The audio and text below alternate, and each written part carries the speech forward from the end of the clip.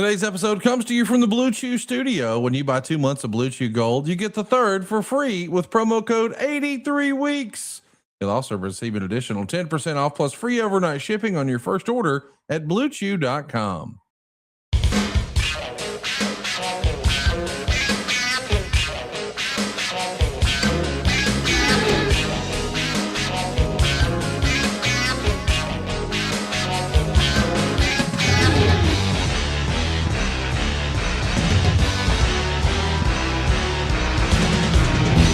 It's Conrad the Mortgage Guy, and you're listening to 83 Weeks. And I can't believe it's real, but it's been 25 years since the invasion.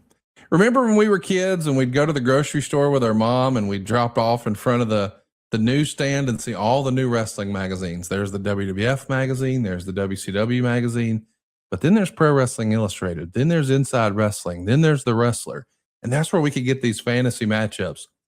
What would happen if Hulk Hogan wrestled Ric Flair? What if happened if Stone Cold Steve Austin squared off against Goldberg? What would happen if Sting wrestled The Undertaker? These felt like hypothetical, never could possibly happen dream matches.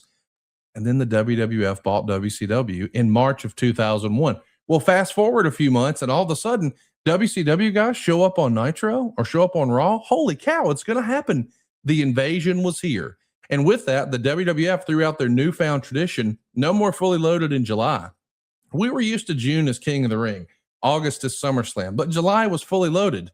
Sable and I will never forget, if you're picking up what I'm putting down. But then all of a sudden, we get the most successful pay-per-view in WWE history, not named WrestleMania. The invasion crushed, and it was all based on our hopes and dreams, and then they never reached that point again.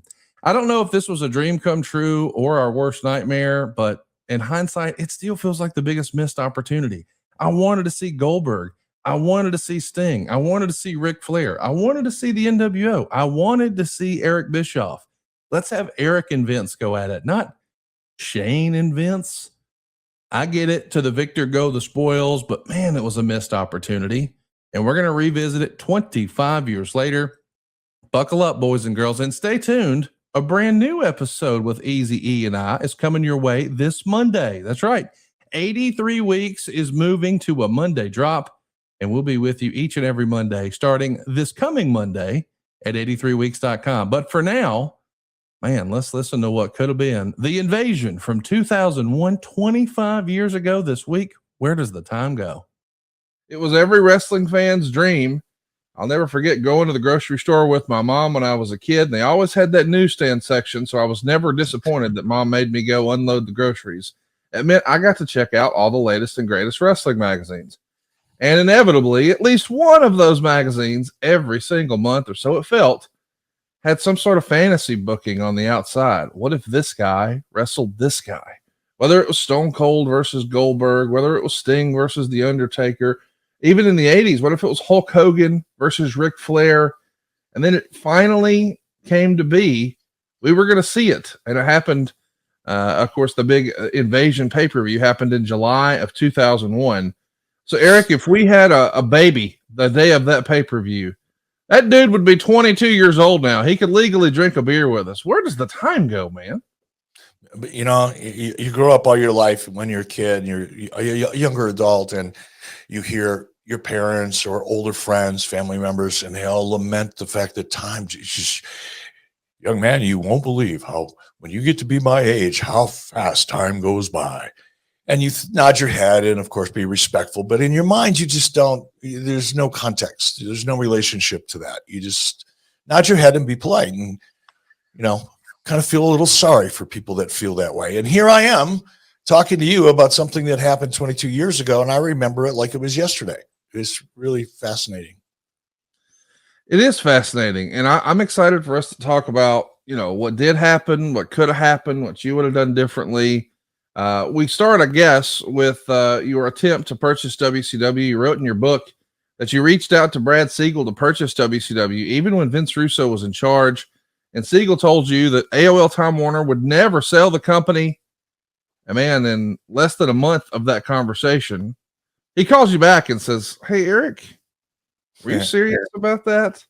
I mean, this all happened very, very quickly. I know it's been a long time now, but is that the greatest what if for you of all? Like, what if you would have gotten a hold of WCW? I think it probably it has to be, right, because that, who knows? Look, it could have been a disaster.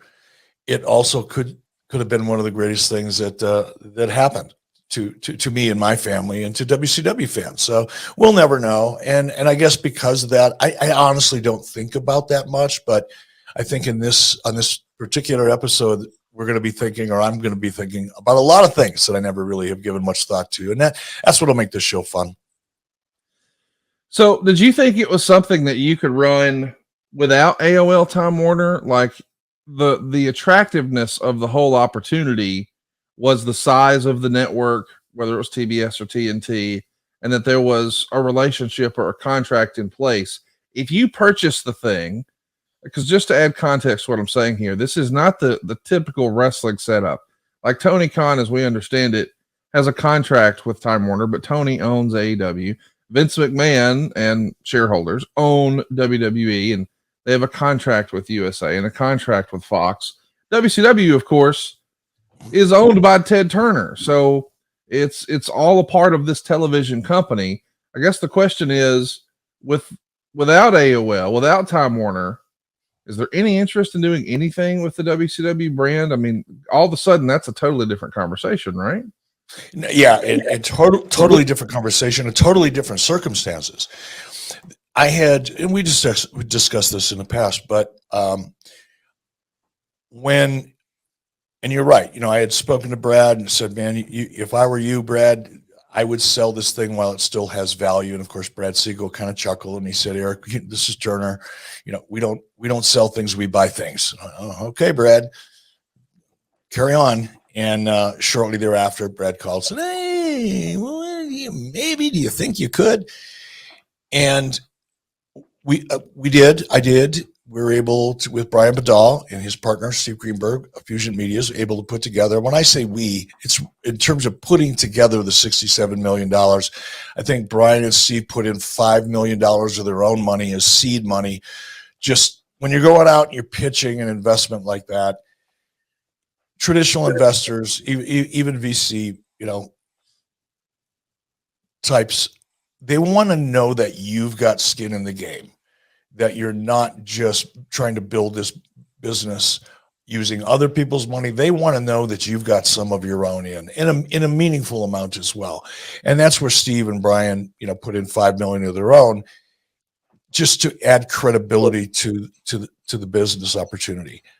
But because of the time period, to answer your question, I'm just trying to give it context. Yeah.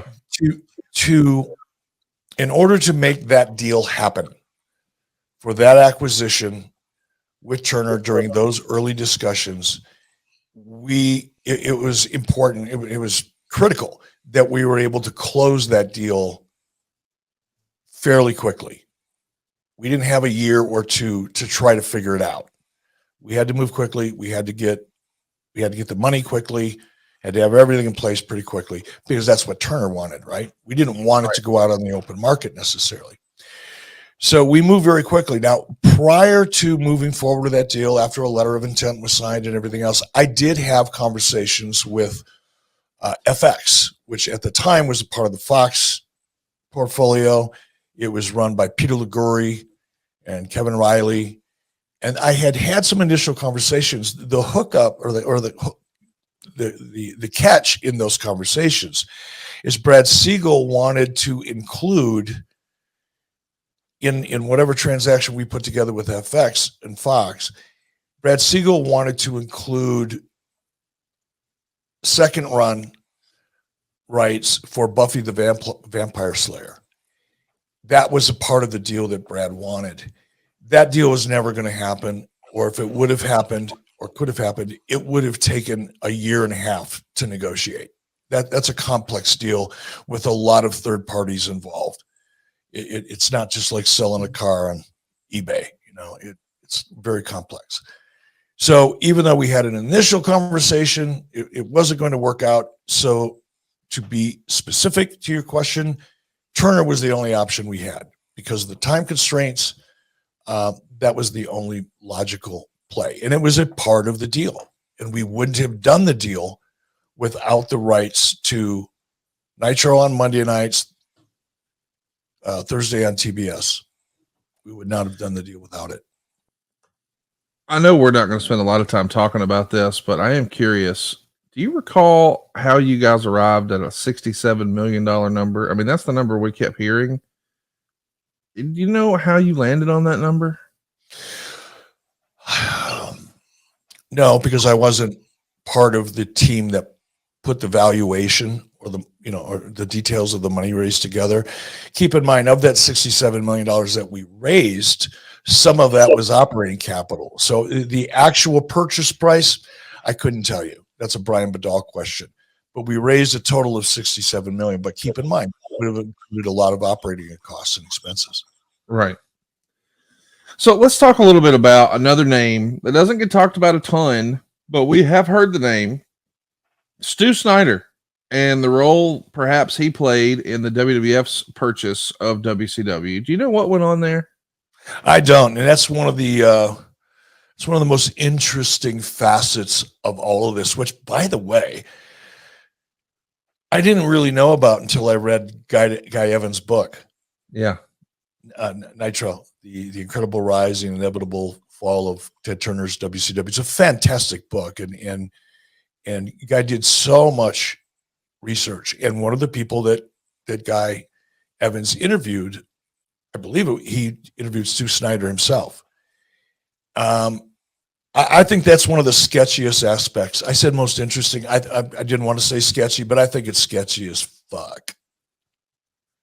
I think for adfreeshows.com one day, I got to get Stu on the record to talk about all this. I actually became acquainted with Stu Snyder this year. So cross your fingers. How did you become acquainted with Stu Snyder?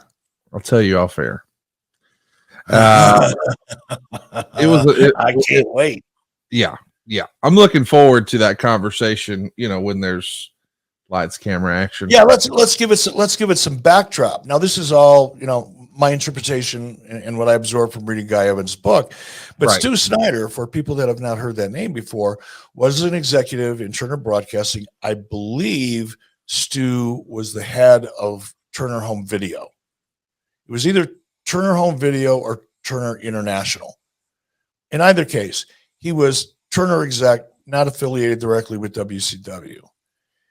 But somehow he found himself in the middle of negotiating this deal with WWE for the acquisition of WCW after the Fusion deal and opportunity fell apart. Then the conversations became between Turner and WWE. How and why Stu Snyder found himself in that brokerage position with regard to WCW and negotiating with WWE is a fascinating question to me. It doesn't make any sense on the surface. Now, there may have been really valid reasons for it that I just can't imagine. But to have a guy that's, basically oversees your home video division, all of a sudden brokering a deal for wrestling, for the sale of a property like that. And as odd as that may be, at least it is to me, what's even weirder is immediately thereafter, Stu Snyder finds himself in the employ of WWE. Pretty cushy job, too. Yeah, you think? Now, I don't know, Conrad. You and I think a lot alike. You're a brilliant guy. You're smarter than I am, and you think in. People talk about three-dimensional thought processes. You've got a fourth, maybe even a fifth gear that a lot of people don't have. But on the surface, isn't that kind of kooky? Well, it's worth mentioning too. Old Stu didn't take just any job with WWE. How's president sound? You want to come in and be president and COO? Yeah. Does that make sense to you?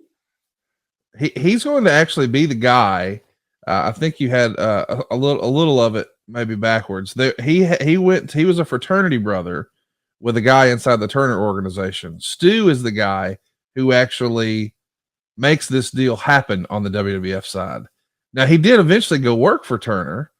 He was there for like 9 years, but that didn't happen until '07. But Stu is captaining the ship of the WWF at the time and sees an opportunity to, or maybe his old college buddy saw an opportunity and said, "Hey, my frat brother here, he runs the biggest rival. Why don't I just see if maybe they want to do a deal?"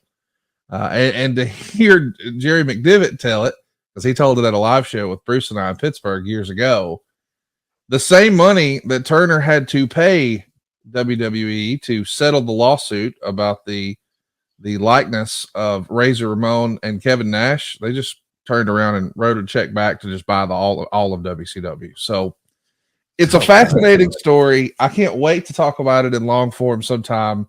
But yeah, we're gonna have some fun with that. So I want to make sure I got this. I want to make sure I got this straight, Conrad, because this will drive me batshit all day long if I don't get it clear.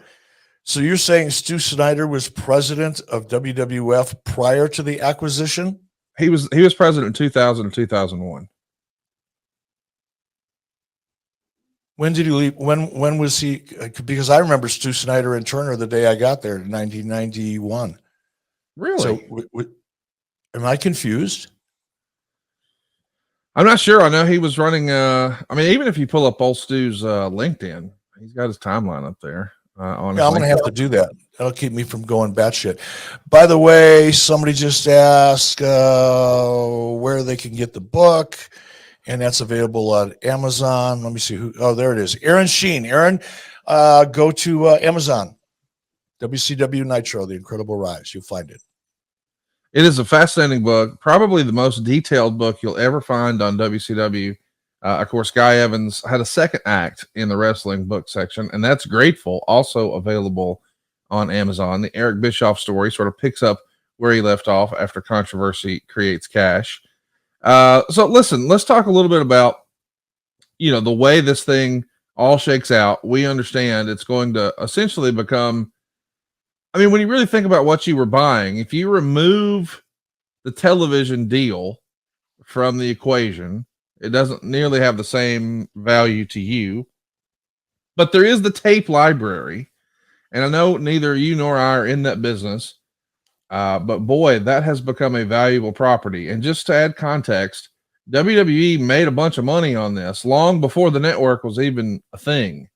Because remember now, they made this purchase in 2001. Think about all those DVDs, the rise and fall of WCW, the best moments of Nitro, blah, blah, blah. So they crank out all that stuff for years and years and years. But on some level, the real value, the long-term value of WCW in this sale without the TV, it's got to be the tape library, right? It's not the rings. It's not a handful of title belts or whatever it is. It's the tape library, and the folks you were working with, who had made their money essentially doing a licensing deal or purchasing old tape libraries of old sports games and then selling it to ESPN. They saw that maybe before a lot of other people. Still, I think most people assume or know WWE got this deal of a lifetime just for the tape library. What would you value that WCW tape library at today in 2023 dollars, knowing what we know now? Oh God, I don't know, because I'm not in that business, so I have no idea. But I can only imagine it's a multiple of what it was valued at the time of the acquisition. Because keep in mind, streaming wasn't a thing, right? The only thing was DVD sales, and WCW, even during our peak, made very, very little money on home video.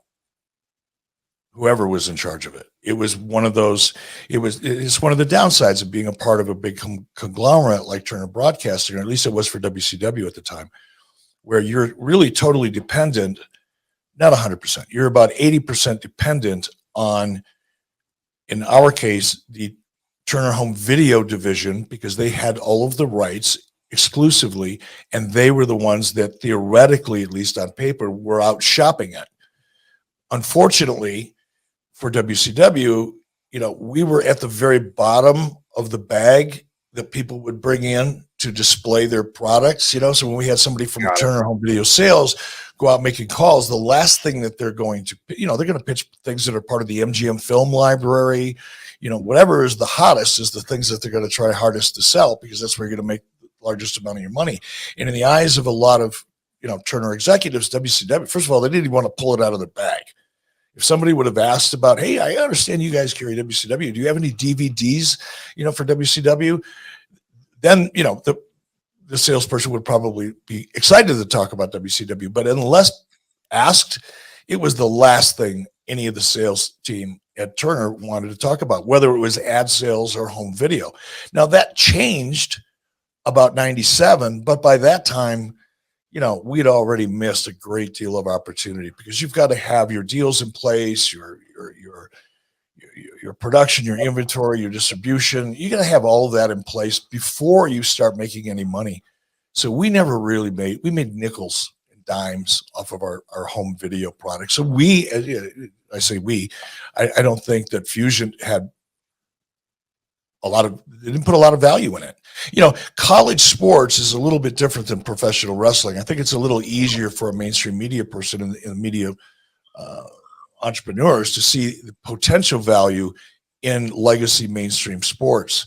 But I don't think anybody really saw on the horizon any real value in professional wrestling legacy content. So I don't think they put too high value on it. It's amazing how, and this is something that doesn't get talked about, because I think when a lot of people hear what you just said, Eric, about, well, you know, when these Turner Home video executives would go out and make a pitch, we were the last thing they would pitch. We were at the bottom of the bag. I think a lot of people hear that who listen to this program and they say, well, I would have pitched it, blah, blah, blah. Something worth mentioning that I don't think it's talked about enough, and I'm not trying to turn this into a controversial conversation. I'm just being honest. A lot of those media reps, a lot of those salespeople, they were women. And that doesn't get talked about a lot, but I've bought a ton of media in my life, radio, television, billboards, things like that. A lot of times, I would say well over 50% of the time, the majority of the time, those are female salespeople. Female salespeople sometimes have an easier time getting past the gatekeeper, getting to the decision maker. I don't know why that is. I just know that's the way it works. And I imagine that if you were a female salesperson, it would probably be near the bottom of the list of things that you would have confidence in selling: professional wrestling. I understand it might be hot and blah, blah, blah, but it's also something that, at least in my household, it's always been, okay, I guess we have to watch wrestling. Never have I ever had a circumstance where the lady in my life said, oh, honey, can we watch wrestling tonight? It's a totally different thing. So people have the most confidence in selling what they believe and what they like and what they enjoy, and that's what their comfort level is going to be. So I do think having perhaps a largely female sales force is going to be something that affects the way wrestling is presented. And at the same time, we know that this attitude has always existed in wrestling. And obviously everyone listening to this has heard this type of conversation. Oh, you still watch that stuff? So if you were a male salesperson, then it's like, man, did this guy ever grow up? How does he not grow out of that? The wrestling's for kids. A lot of decision makers may have that attitude. So it's not this thing that you're loud and proud and out front with.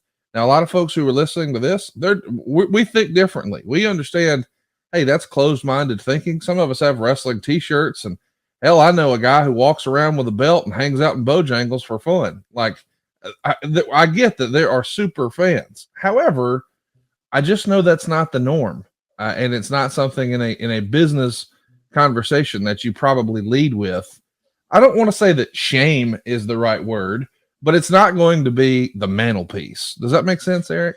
Well, it makes absolute sense. I never really thought about it like that. My experience, and Conrad, I'd be curious to see what you think about this. Long before I got into professional wrestling, before I went to work for Vern, I was a sales manager for a food processor. No, I didn't sell meat door to door out of the back of a truck, but it made for a good promo. Thanks, Hulk. People still think that's true, by the way. I was a sales manager for this food processor, and I had a team of between 12 and 16 sales reps and a lot of these sales reps came from other industries. I had I hired salespeople that had previously worked in sales at IBM, and Cargill. Cargill is a big food manufacturer. So I hired a lot of salespeople from different areas of business and with different levels of experience. Some of them very, very seasoned and successful. Some of them brand new, and I trained them. I trained all of them specifically to what our product and service, more than anything, service was. And one of the things I learned, and I had a mentor, his name was Irv Mann. And Irv was one of those you saw the movie Tin Man, right? I did. That was Irv Mann. He was just close. I don't want to just close, he taught me so much and taught me how to close and taught me how to sell. And really, he was a phenomenal mentor. But Irv Mann said something to me early on when he finally made me a sales manager, because I was very successful there as a salesperson. And even though I was the youngest person in the company at the time, Irv would never hire anybody younger than 50 years old. He just didn't believe in it. And when he hired me, I was maybe all of 26. So I was, I guess, an experiment or something. But we became very close, and our families became close and friends. But so he mentored me a lot. And one of the things that he said is, Eric, some of the greatest salespeople I know are some of the laziest people in the world. And that kind of confused me, because I know it's hard work, and it's hard work. Anybody that's been in sales professionally for any length of time knows it is a grind like any other grind. But I asked him, I said, why do you feel that? Well, I mean, that doesn't make any sense. Why are we hiring lazy people? And he said, because lazy people will figure out the quickest way to make the most amount of money. Yes. And they'll move on to the next deal. Now that kind of made sense to me. It's path of least resistance. So if you're a sales rep, male or female, representative from Turner Broadcasting, and you're out there pounding the pavement, so to speak, selling your Turner Broadcasting System library, are you going to reach into bag and try to sell the toughest thing to sell? Are you going to reach into bag and sell the easiest thing to sell? That was a big part of it too. And again, keep in mind, and this is where the context of timing gets you have to pay close attention to it, especially if you're listening to me, because I'm generally confused about it. But up until 1996, the culture within Turner Broadcasting as a whole was anti-wrestling. People hated it.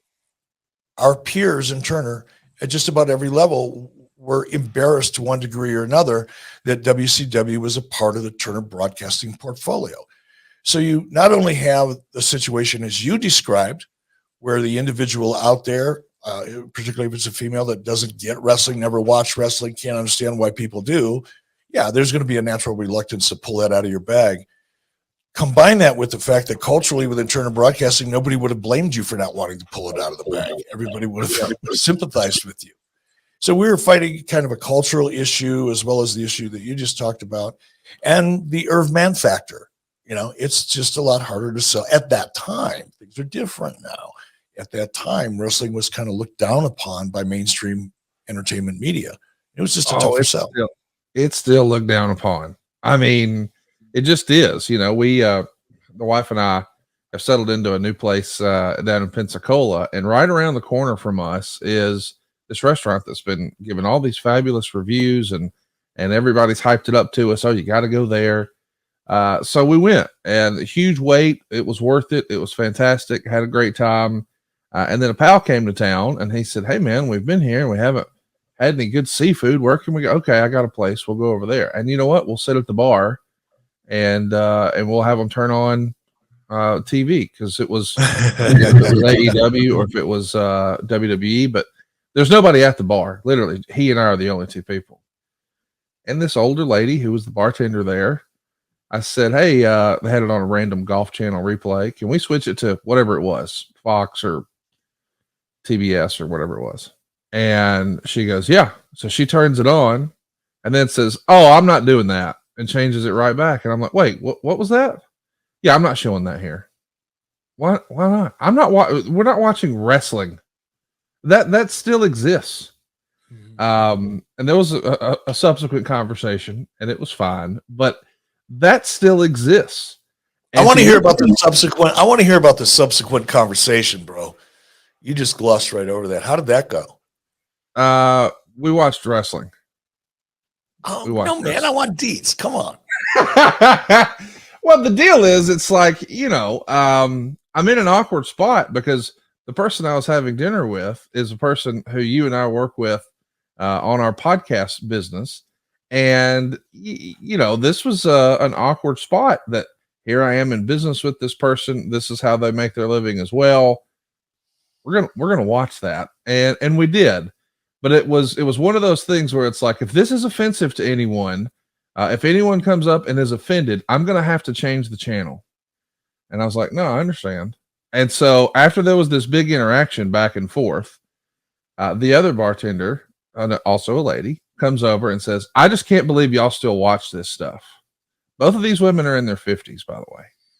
And then a few minutes later, one of the staff members, either a busboy or server or somebody like that, is hustling by the bar, comes to a dead stop, and he says, oh, I remember what it was now. He goes, oh my God, AEW Dynamite. He was so excited. And I said, well, don't get too excited, brother, because if anybody complains, we're going to have to change the channel.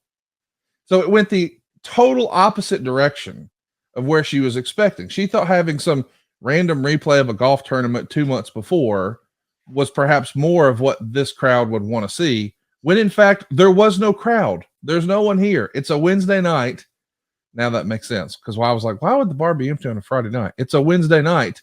But dude, I had multiple people go by and say, wow, AEW's on TV. It's like, it's not this niche thing that people imagine it is, but it is not the apple of the eye of a certain segment of Americans. And those typically would be buyers or certainly sellers in the ad market. And just to give another example of salespeople in that world being, for lack of a better word, lazy. I appreciate that you use the word. I might have picked a different one, but I think that a lot of people they become order takers, the path of least resistance. So whenever someone was coming into my office to sell me advertising, they would always want to pitch whatever the newest, hottest thing was. I'll never forget when Walking Dead first got hot. They wanted to come in and tell me why I needed to advertise for mortgages during Walking Dead.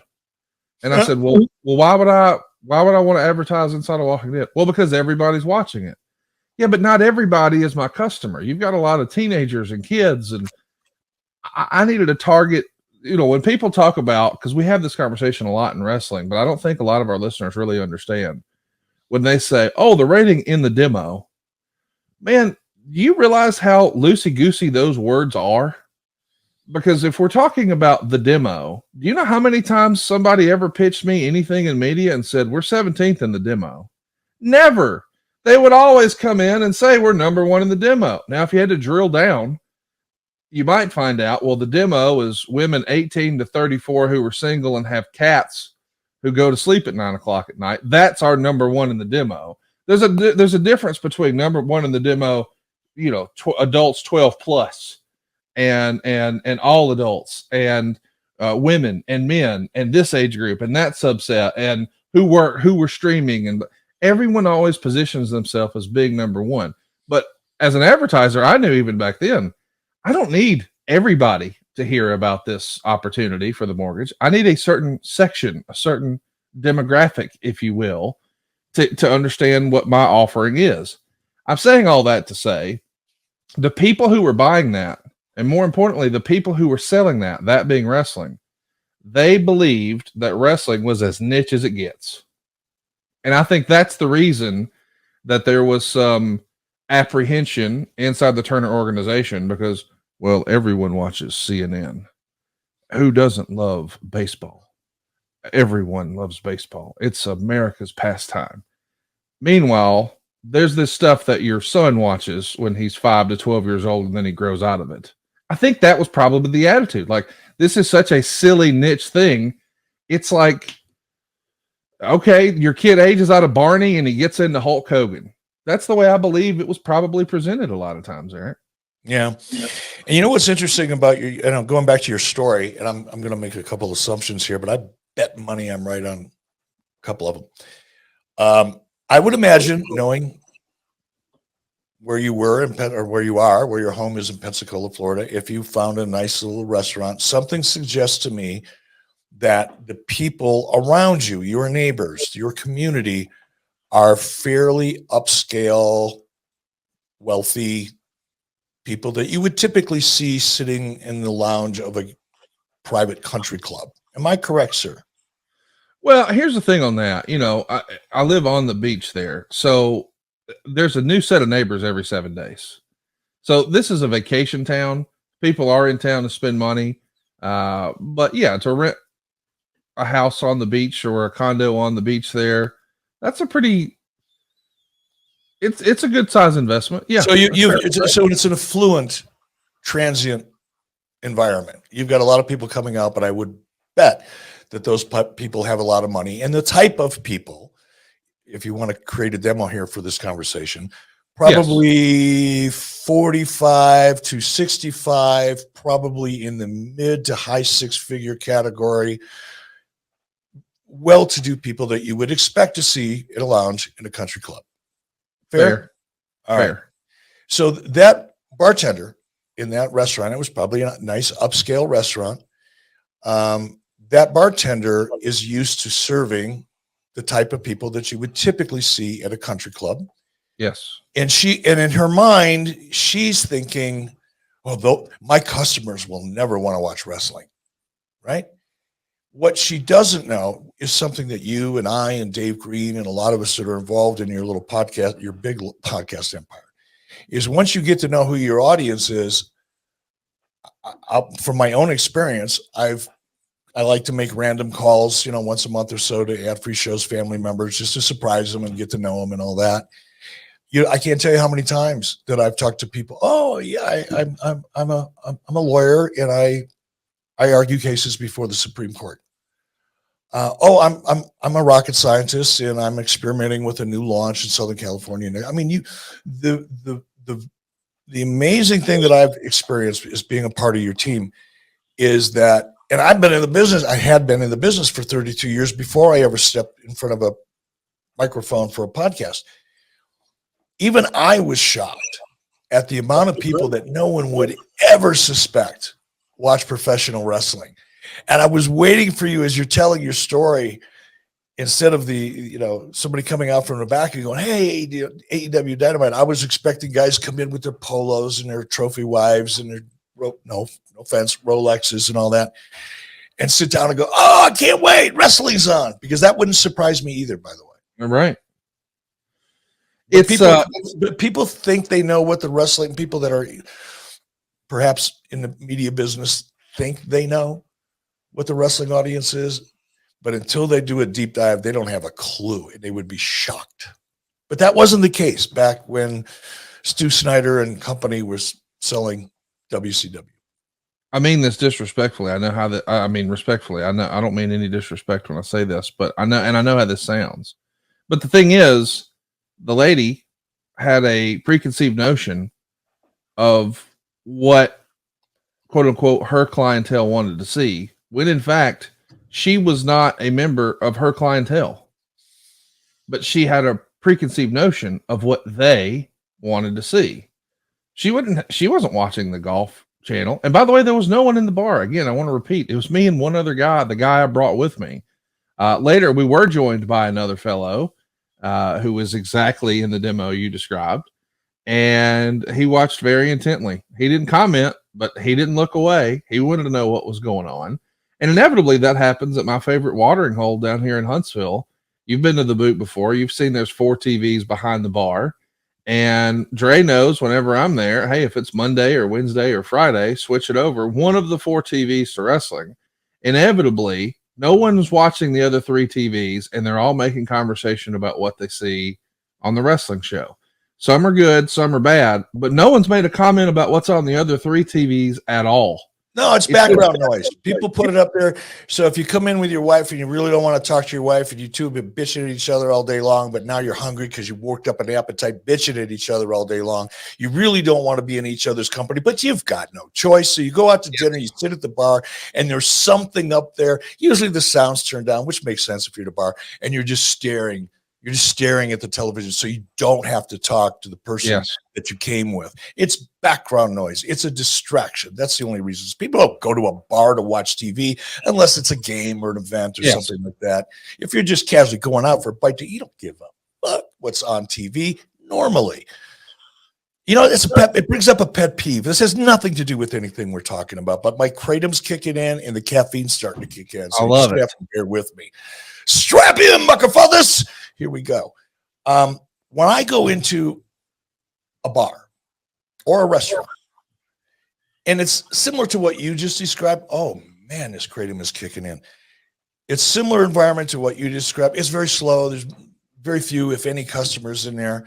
And I walk in, and the bartender or the manager has this music cranked up that I'm sure is really great, you know, at a club, like techno rock, whatever it's called, techno. I mean, just blaring.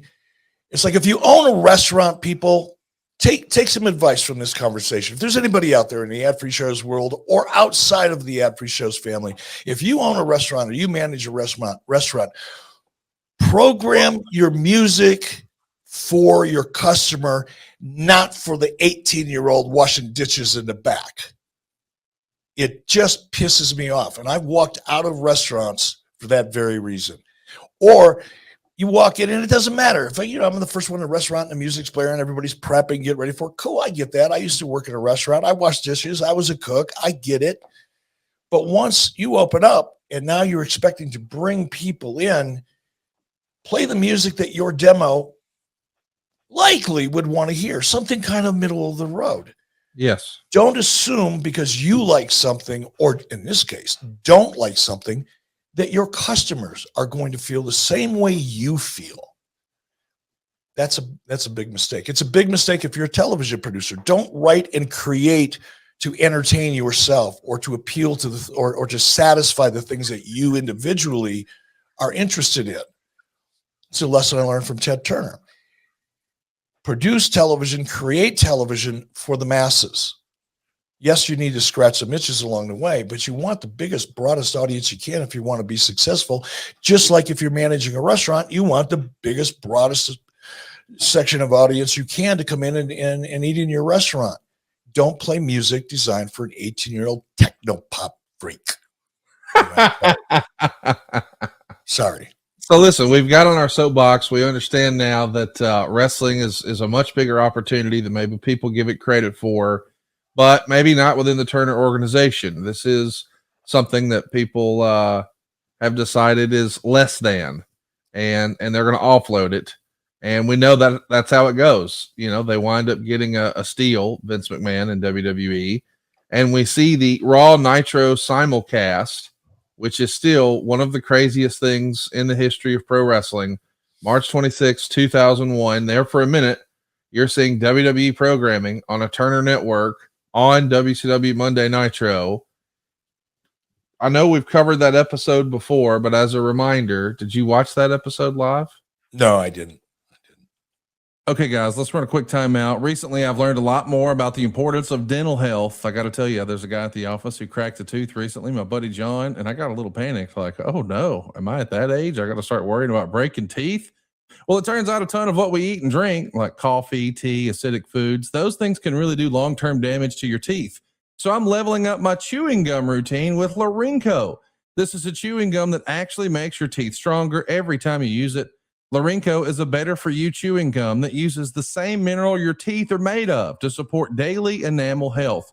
Larinco uses nanohydroxyapatite, the mineral that your enamel is actually made of, to strengthen your enamel and repair the damage. It comes in tons of flavors, and they have a really great fluoride-free toothpaste as well. Larinco sent Eric and I the gum, and buddy, let me tell you, we are huge fans. Not only does it taste great and last long, but Larinco will give you a brighter smile. It's also plastic free. And I find when I use it after a meal, the gum really gets the saliva going and it allows you to help rinse that debris away.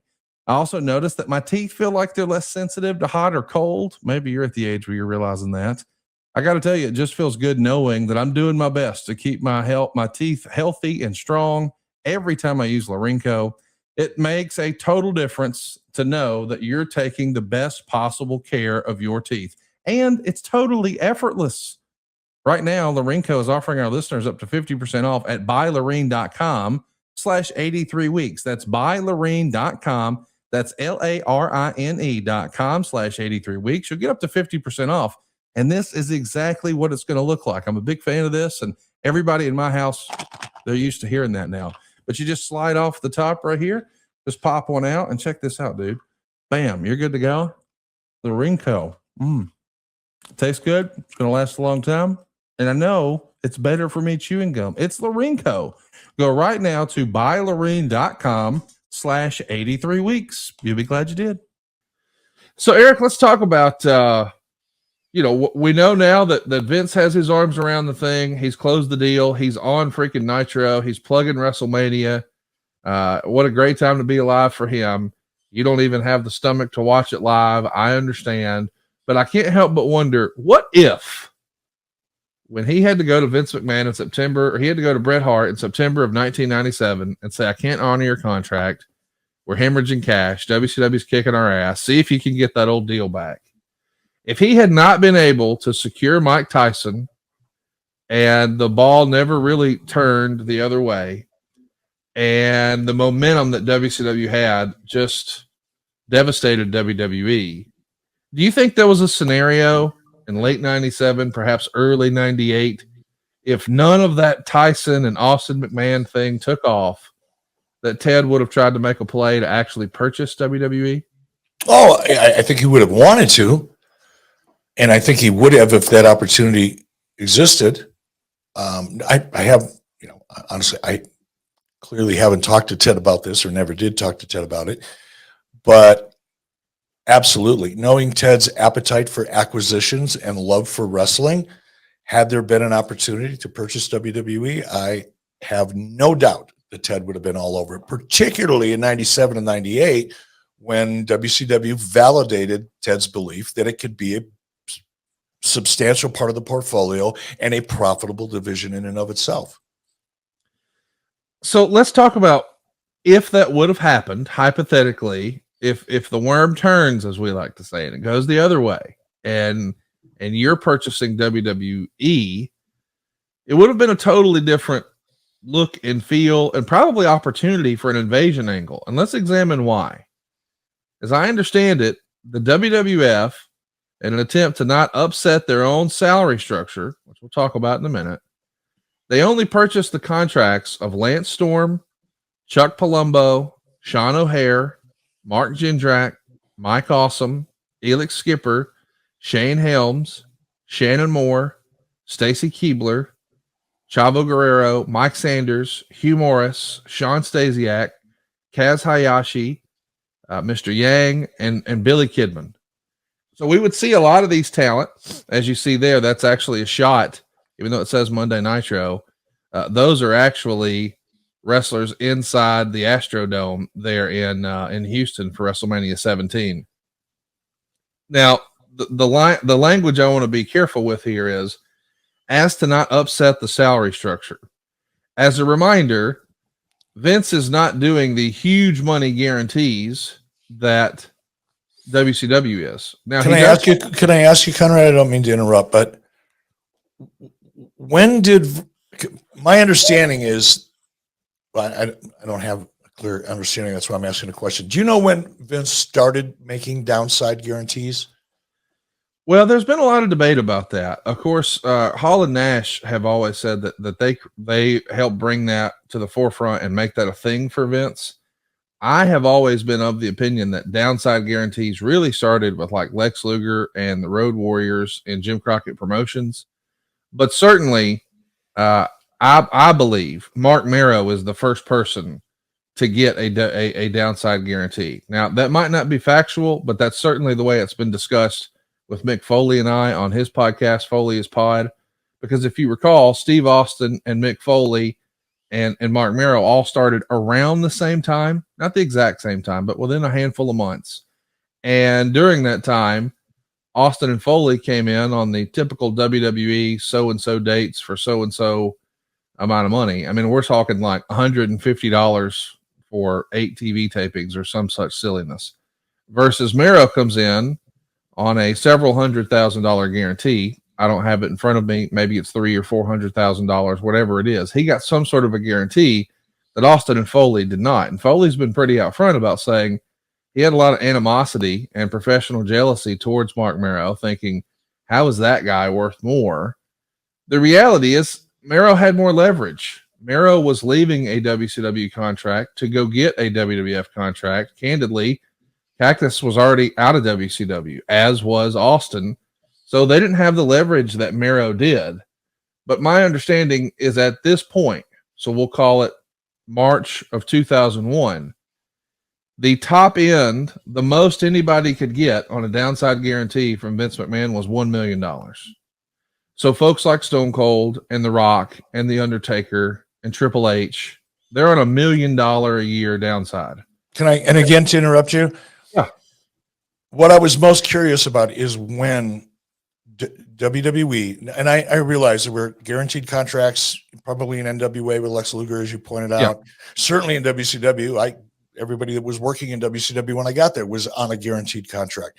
Right. But I was curious as to when was the first time and who was the first person where Vince broke his typical revenue sharing model and offered downside guarantees. And it sounds like Mero might have been the first, right? I think that's probably March or April, probably March of 1996, Mark Mero. Okay. Interesting.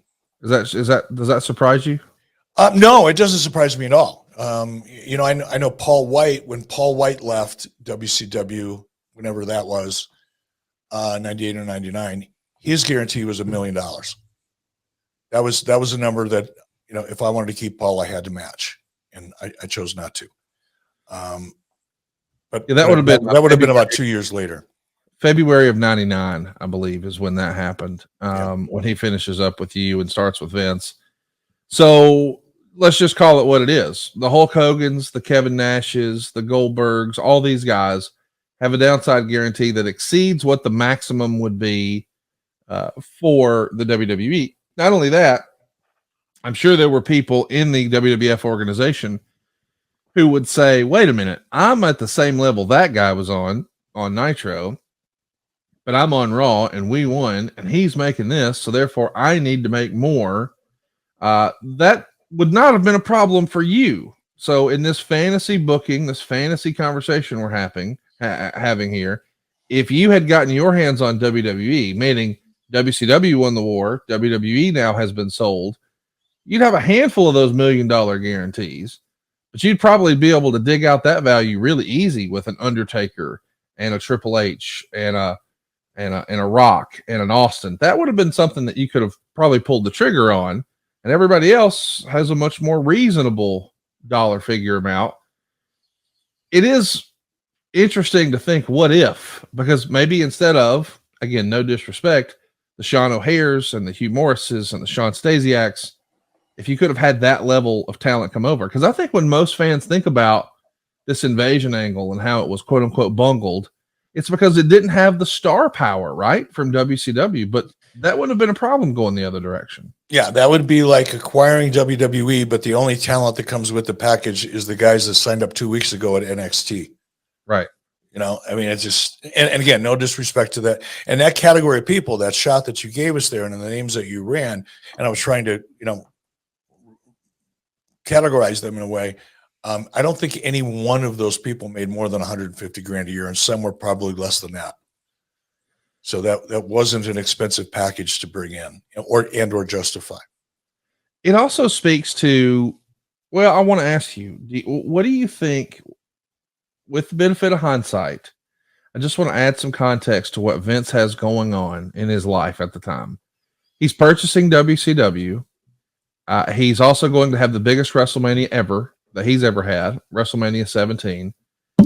He's also recently just gone public and now that's a whole new thing that he's out here pitching and juggling a lot of balls in that regard. Oh, by the way, the XFL's a thing now that he's going to venture out and do. Didn't he have the restaurant in Absolutely. Times Square? And he's thinking about doing the film studio stuff. He's tinkered with the idea of buying a casino. My man is stretched really, really, really, really, really thin, to say the least. But I wonder, do you think it's because he didn't have his eye on the ball in that regard, or did he have so much momentum? Had he convinced himself, I'll be able to make it work? I mean, I've got the Midas touch right now. I'll be able to make this work even without the star power. Or do you think by that point he believed the brand is where it is? Like we've heard in the last, 10 or 15 years, that Vince is quote unquote not interested in making another star the size of Stone Cold or The Rock or Hulk Hogan, because he believes, and probably accurately, that the brand is where the value is. So like when a big time fight is sold, yes, they still call it UFC 204, but there's the two names afterwards that really matter. And when Floyd Mayweather fights, they don't call it something else. They don't say the WBF presents. It's Mayweather versus so-and-so sort of thing. And it did feel like there for a while, especially in the last several years, it's become more about, well, WWE's coming to town. It's not about Hulk Hogan is wrestling Randy Savage. WWE's coming to town. Do you think he was sold on that? And he thought, I've got the WCW brand. What does it matter who's in there? I mean, why do you think he didn't? I'm just trying to find the critical flaw in the timing of this, because you and I say a lot on this show that timing is everything. And if Vince had a little more patience and didn't rush right into this, now wrestling fans certainly know, well, WCW was on TV and now they're not. So the longer it sits, I could see why you would think, well, maybe the more value that the brand loses. But if you just push out a half-assed version of it, it's sort of, 6 and 1. Well, you're not. Look, there was an established WCW audience for several years prior to the acquisition. WCW was the dominant televised wrestling show in the country for a couple of years. In the head-to-head thing, all the boat, our boat floated higher. So did WWE's because of the war. We've talked about all that, but there were a certain number of people that represented that brand. Sting, Hulk Hogan, we'll put him in he was off in the category of his own because he probably still represented WWE more than he really represented WCW because he spent more time there, right? So put Hulk and even Randy Savage off to the side. You've got your core WCW talent. Ric Flair was much more closely associated with WCW than he was WWE, even though Rick spent some time in WWE. He's a WCW guy. He's an NWA guy. He's that guy. A lot, Luger, the Steiner brothers, so many. You can just run down, the top 15 people at the top of the roster. All of those people represented the WCW brand, myself included, to a lesser extent. They didn't have any of those people. So you've got the brand, and if there was a critical flaw, it would be assuming that the audience believed just because you had the three letters, WCW, that the audience would follow. And the audience is not going to follow.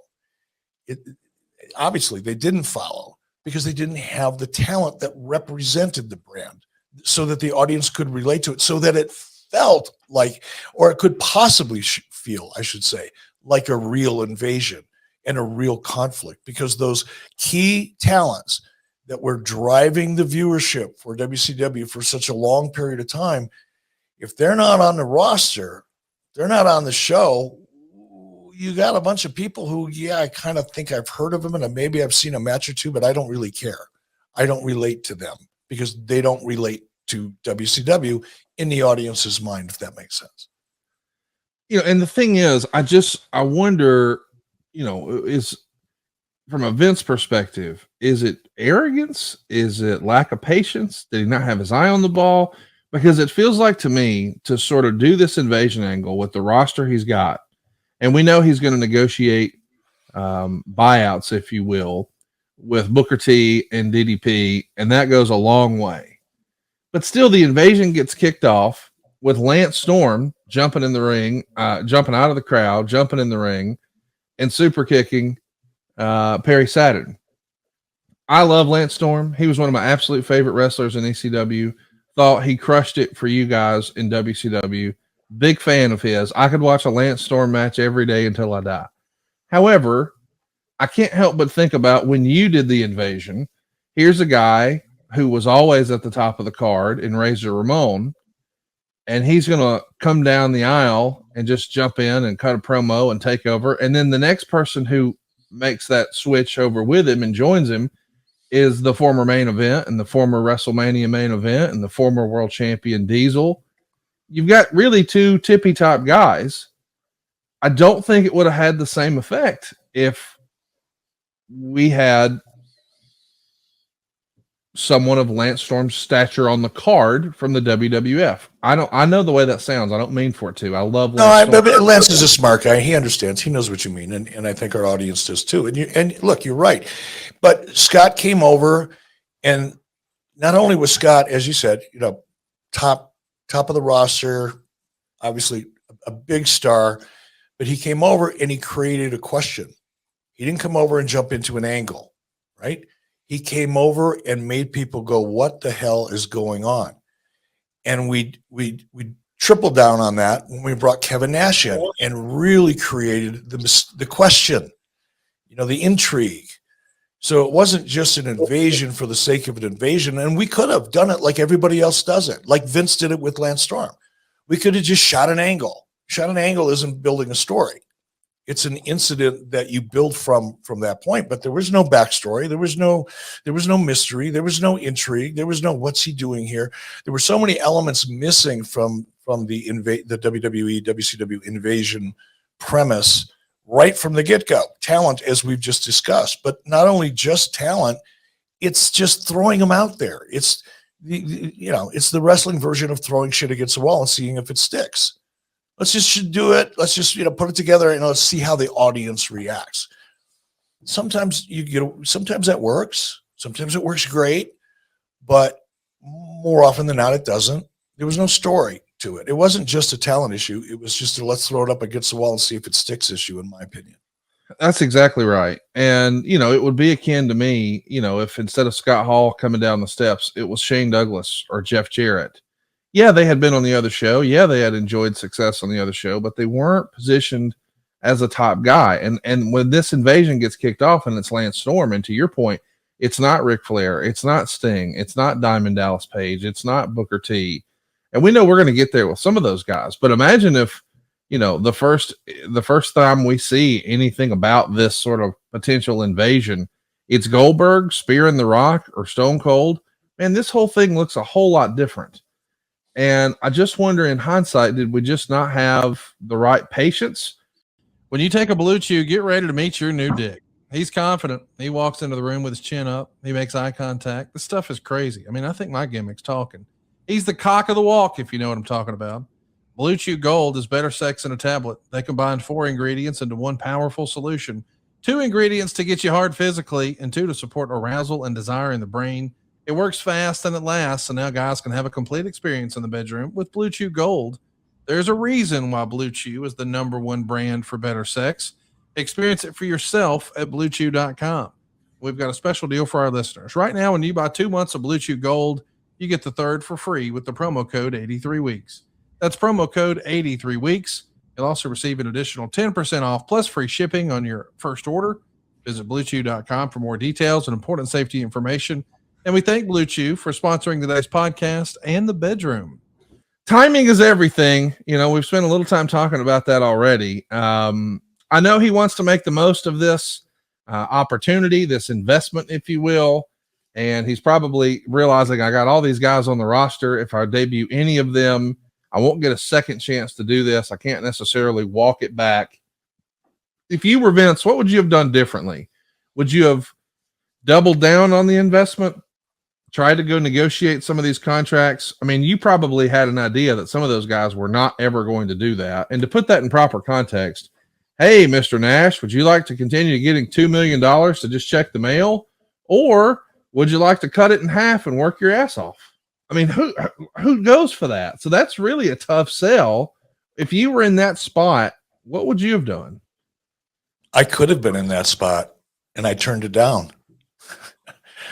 I mean, I got a call ahead of the invasion and from JR, and had an opportunity, and I passed, and it was a timing issue. It wasn't, angry or resentful or any of that. It was just timing. What would I have done? I would have waited. I wouldn't have rushed it, knowing that I didn't have any of the key talents that represented the brand. And I would have tried to negotiate. Even if you wouldn't have gotten a Nash who would have elected to stay home, because that was a smart thing to do. He's not risking any injury. He's at home with his family. Doesn't have to go through the grind of traveling. Doesn't have to go through the grind, because people think, oh man, you'd be a part of WWE. Oh, it'd be awesome. It's a freaking grind. And when you're 6'11" and 300 some odd pounds, it's even more of a grind, just moving from place to place. So I think the Kevin Nash's, the Scott Halls, Sting could have been they could have worked something out with Sting if they worked hard enough at it and gave it some time.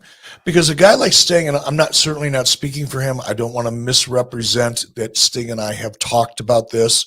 This is just me speaking as someone who knew Sting pretty well and was pretty close to him for a long time. And I understood how Sting processed things. Sting would have been very reluctant, in my opinion, to cross the river, so to speak, not because of the money, because Sting really wasn't making that much. Sting was making a lot of money at the time, but not as much as some of the other names that you mentioned.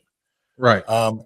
Sting would have been affordable at that time, particularly given the size of the guarantees that Vince was giving out at that time. Vince would have had to convince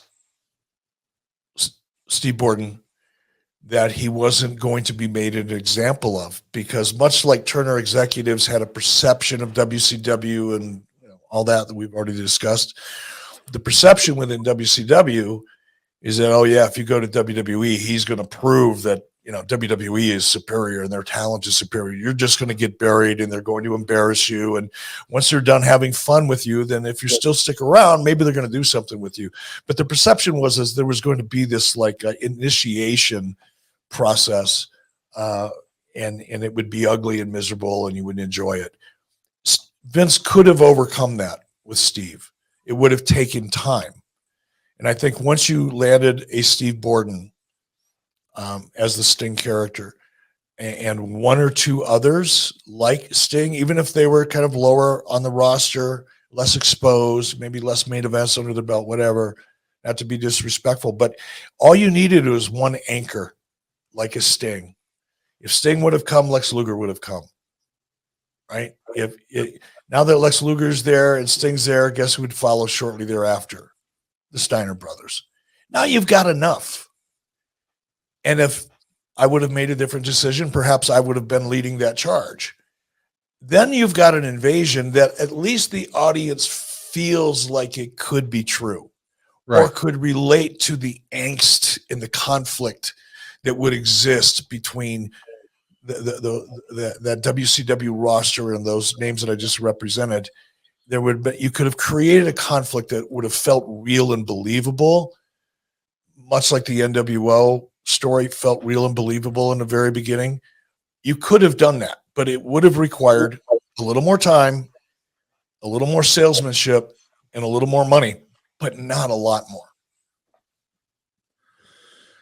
It's interesting to think, what could have been if you had your druthers. Is there a dream way to kick this off? Like, let's say you're in charge. We're seeing that. And listen, let's add this context in here too. Yes, the WWF was hotter than ever. We'll call it March 2001. But at the very beginning of April, when Steve Austin turned heel and joined Vince McMahon at the end of WrestleMania, business started falling. Tickets were down, ratings were down. It wasn't the same. And I know that Austin was feeling like, hey man, I've kind of done everything I need to do. I don't want to get stale here. I don't want to lose this momentum. I need to keep it fresh. Maybe I can switch sides and have a whole new crop of opponents. That makes sense. But he perhaps was asking for that without the vision of what was possible with this invasion. And at the time, nobody really knew what that was going to even look like or what it was. I mean, they literally made that acquisition within a week prior to WrestleMania. So if his brain was already, I'm going to turn heel, this is what I'm doing, it's hard to go to your top star and say, well, we're not doing that now. And especially that top star. That top star, and with all the other stuff Vince has going on, he probably thinks, yeah, why not? Let's make our top star happy. Let's keep him happy. But now it's like, okay, we start to see the business slip. It slips in May. It slips in June. And Vince doesn't want to lose this momentum. And he thinks, okay, I'm looking for new ideas. I need a shot in the arm. I need something fresh. We're going to do the invasion angle. So they start it. Now, I realize circumstances would have to be a lot different. But if you were if you had the opportunity to do that, and you maybe can't go out and cut deals with everybody who's on the sideline getting paid from Turner, is there one guy you would have said, okay, this is the guy to kick it off with? I'm not going to invest in all of them. I don't want to upset the apple cart with my current roster, but I got to have one star to kick this thing off right. Who would it be and why? Sting, because I think other than Ric Flair, and really the reason Sting was, aside from Hogan, for the largest portion of the existence of WCW, Ric Flair and Sting represented that brand.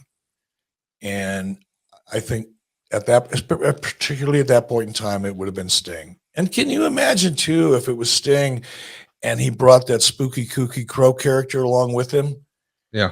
And kind of not replicate, but extend the kind of imagery and mystique that the Crow character brought, so that he started showing up at WWE events and stalking certain people or whatever. I mean, that would be the guy for me.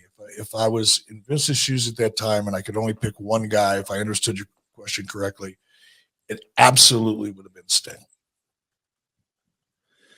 So how would you creatively, now we're going to fantasy book here. Sting's going to appear on Raw. We got that. What's he going to do? How do we kick him off? How do we introduce him to this WWF audience that's never seen him before? Who is he attacking or watching from the rafters, or how would you make that debut? So what time of year was this? When Sting would have appeared, when was the invasion launched in WWE? Let's call it summer of 2001. So whether you want to say June or July, we'll go with it. So I would have looked at a calendar and said, okay, what's my main event 3 months from now? I would have taken 3 months to build the backstory, and Act 1 would have taken a month. And let's say in Act 1, let's just go with the example I gave of utilizing the Sting's spooky Crow character.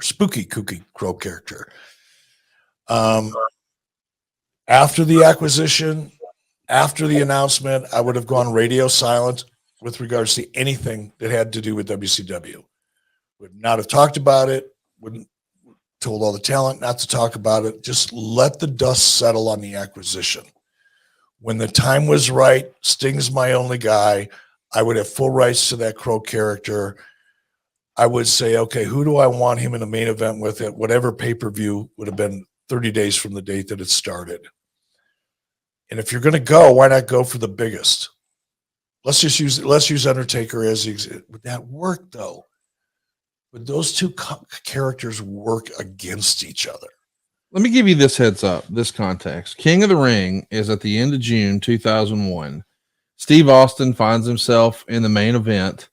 Of course, he's the champ, and he's going to be working with Chris Benoit and Chris Jericho. And out of nowhere, Booker T interferes and tosses Steve Austin through the announce table, nearly costing him the title. Now, he doesn't cost him the title, but he at least interfered. And it's the first time we would see Booker T. And this is on pay-per-view. So the next day on Raw, Shane McMahon marches out and says, hey, everybody knows I bought WCW, and our intention is to invade the WWF. And now we're off to the races. See, right there, it's unbelievable. Right there, yeah. You just took first of all, it was throwing shit up against the wall with Booker. No backstory, no intrigue, no anticipation, no build-up. Just boom, let's do this and surprise everybody. And don't get me wrong, sometimes that works really well. But in a situation like this, you need to build some what's going to happen. We got to tune in next. What's going on? You got to create some chatter and mystique about it. Keep going. I'm sorry. Keep going. No, I'm just curious. If you're going to debut Sting, would you have done it at King of the Ring on pay-per-view? I probably would not. I would want to have that happen in front of the biggest audience I could. I would want it to happen on Raw. And would you have Sting attack your top guy and Steve Austin? Because at that point, Steve Austin's a bad guy. Because to me, like when you said it would be Sting, right there. I got to stop you because my brain can only function at a certain pace. Sure. Steve Austin and Sting doesn't work for me because Steve Austin's a heel and Sting is the babyface from the former WCW that they were at war with. So there's a creative disconnect there for me. You would have to address that somehow. Well, you picked it, so I was going with what you picked. I wouldn't have picked Sting. If I'm going to attack Steve Austin, I would want somebody I could have a backstory with Steve Austin with somehow. But see, that's where, I would pick Sting as the guy for WCW to build the invasion story around. Sting would be my general. He would be leading the charge, and I would build everything behind Sting, right? So the matchup, I don't know that it would be with Austin. The matchup there would have to be a story that isn't, because there's no story between Sting and Austin. There's no reason. What would the motivation be for Sting to show up and all of a sudden defend the good name of WWF? It doesn't make sense to me. So what would you do? I think I would sit back. I would surround myself with some people that were better at this than I am. But first of all, sit around and think about what's the best story moving forward. What's the best main event 3 months from now? And Sting would have to have a motivation, right, to come out of nowhere and start stalking and taunting and teasing that he's interested in what's going on. Perhaps it could have been a WCW sacrificial lamb, and Booker T wouldn't have been the right one because Booker T's too big of a star. But if someone from WCW who had been of less stature's not the right word. You know what I mean? Lower down the roster than Sting. Somebody were to fight. Okay, here we go.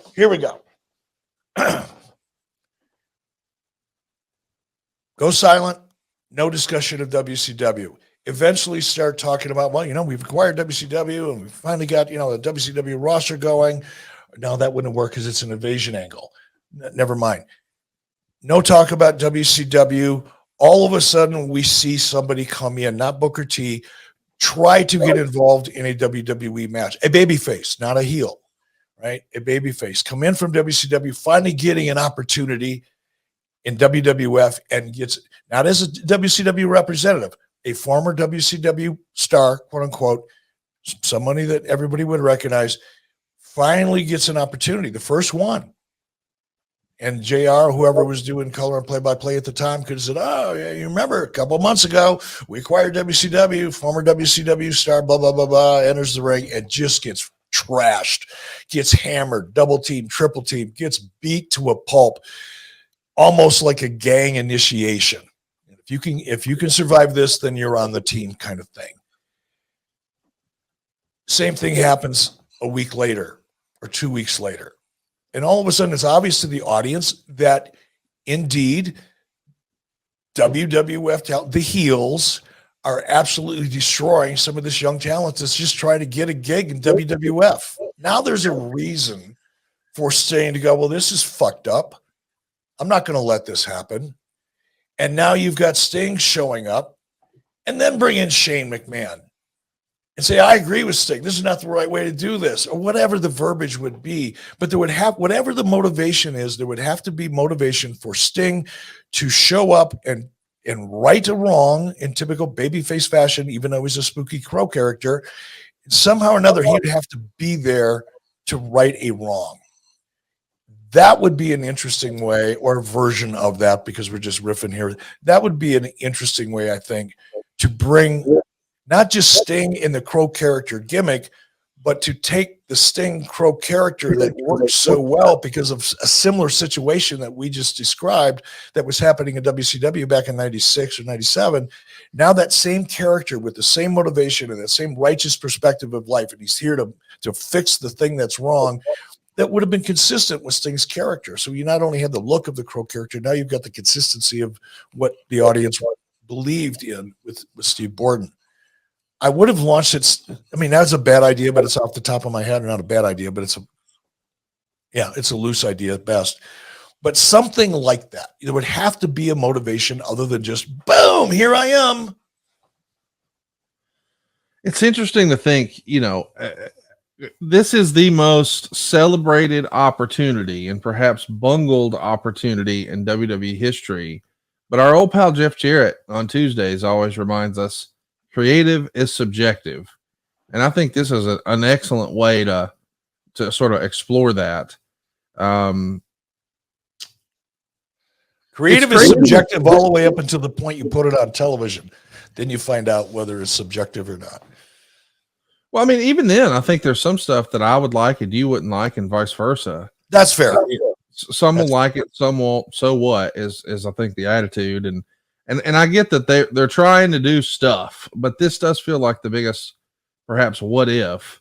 The WWF runs out of patience, and they have Shane McMahon become the face of WCW, and this is happening at the same time the dude is wrestling Kurt Angle, which is a little silly. In hindsight, it feels less than to not have you be a part of it. And you alluded to the call that you got with JR, and you said the timing wasn't maybe right here. But I also got the vibe in talking to you before, JR wasn't really trying to sell you on this idea. And I don't know if that was just, he wasn't really pleased with y'all's previous interaction in WCW or what have you. But with the right sell job, do you think you would have considered leading the charge for this thing?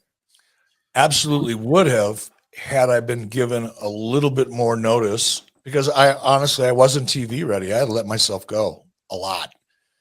I'm right now I'm about 185 pounds and I'm probably way less now than I did in 1995 or 1990 for that matter. I don't think I've been 185 pounds in 30 years. But at that time I was up to 225, which doesn't sound like a lot because, I'm 5'10", 225. It's not too bad, but I'm a natural 175 pounder. That's probably what I should weigh. And I had ballooned up to about 220, 225. I looked horrible on television. So, even when I finally showed up in WWE a year later, I still looked pretty horrible for television, not for walking around, but I was not TV ready. Had I been given a month's notice to at least try to correct that a little bit. And also it was happening over a period of time when I had a lot of friends and family in town, and I just couldn't, on short notice, like 48 hours, which is all the notice I really got. I just couldn't. It was bad timing. But I probably, who knows, had it been explained to me and I would have given a little bit more time. Absolutely. I would have done it because it would have been fun. It would have been fun. And it's fun to think about what could have been. These days I feel like we don't talk about money enough with our kids. I think we make sure they know who Napoleon is and all about the World War II, but how do they take care of their money?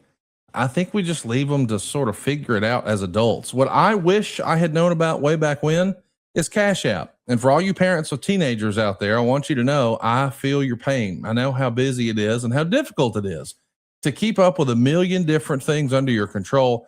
Cash App is here to make sure that your teen's money and their spending isn't adding to that craziness. With the Cash App card, it's available to teens 13 to 17 with sponsorship by an eligible parent or guardian. Of course, that's you. And every transaction will trigger a real-time notification for you to see. That empowers your teen to practice independence while also giving you the peace of mind of keeping track of their spending. You can also manage everything directly from your own Cash App account, so you don't have to switch between the two. And there's no unnecessary surprises with Cash App. Here's what I mean. No monthly fees, no minimum balance requirements, no hidden charges when you're sending or receiving money. You've also got 24/7 fraud monitoring.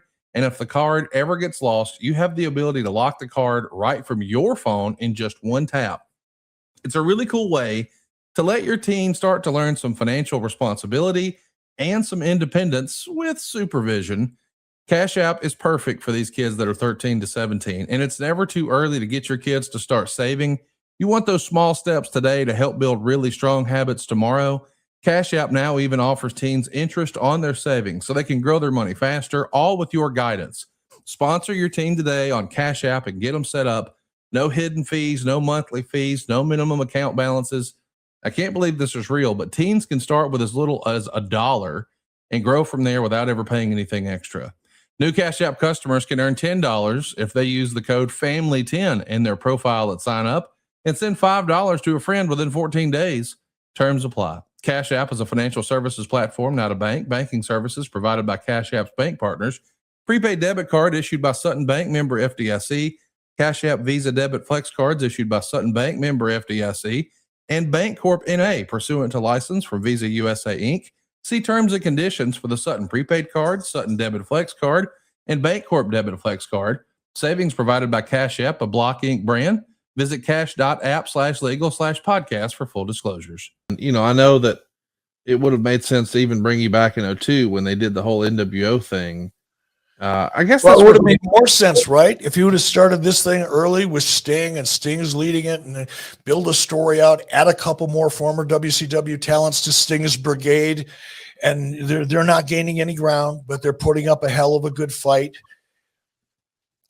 Stack up a few more talents that actually matter a little bit. Bring me in. Let me start bringing that talent in. Now you have something that feels like an invasion with a motivation. Yes.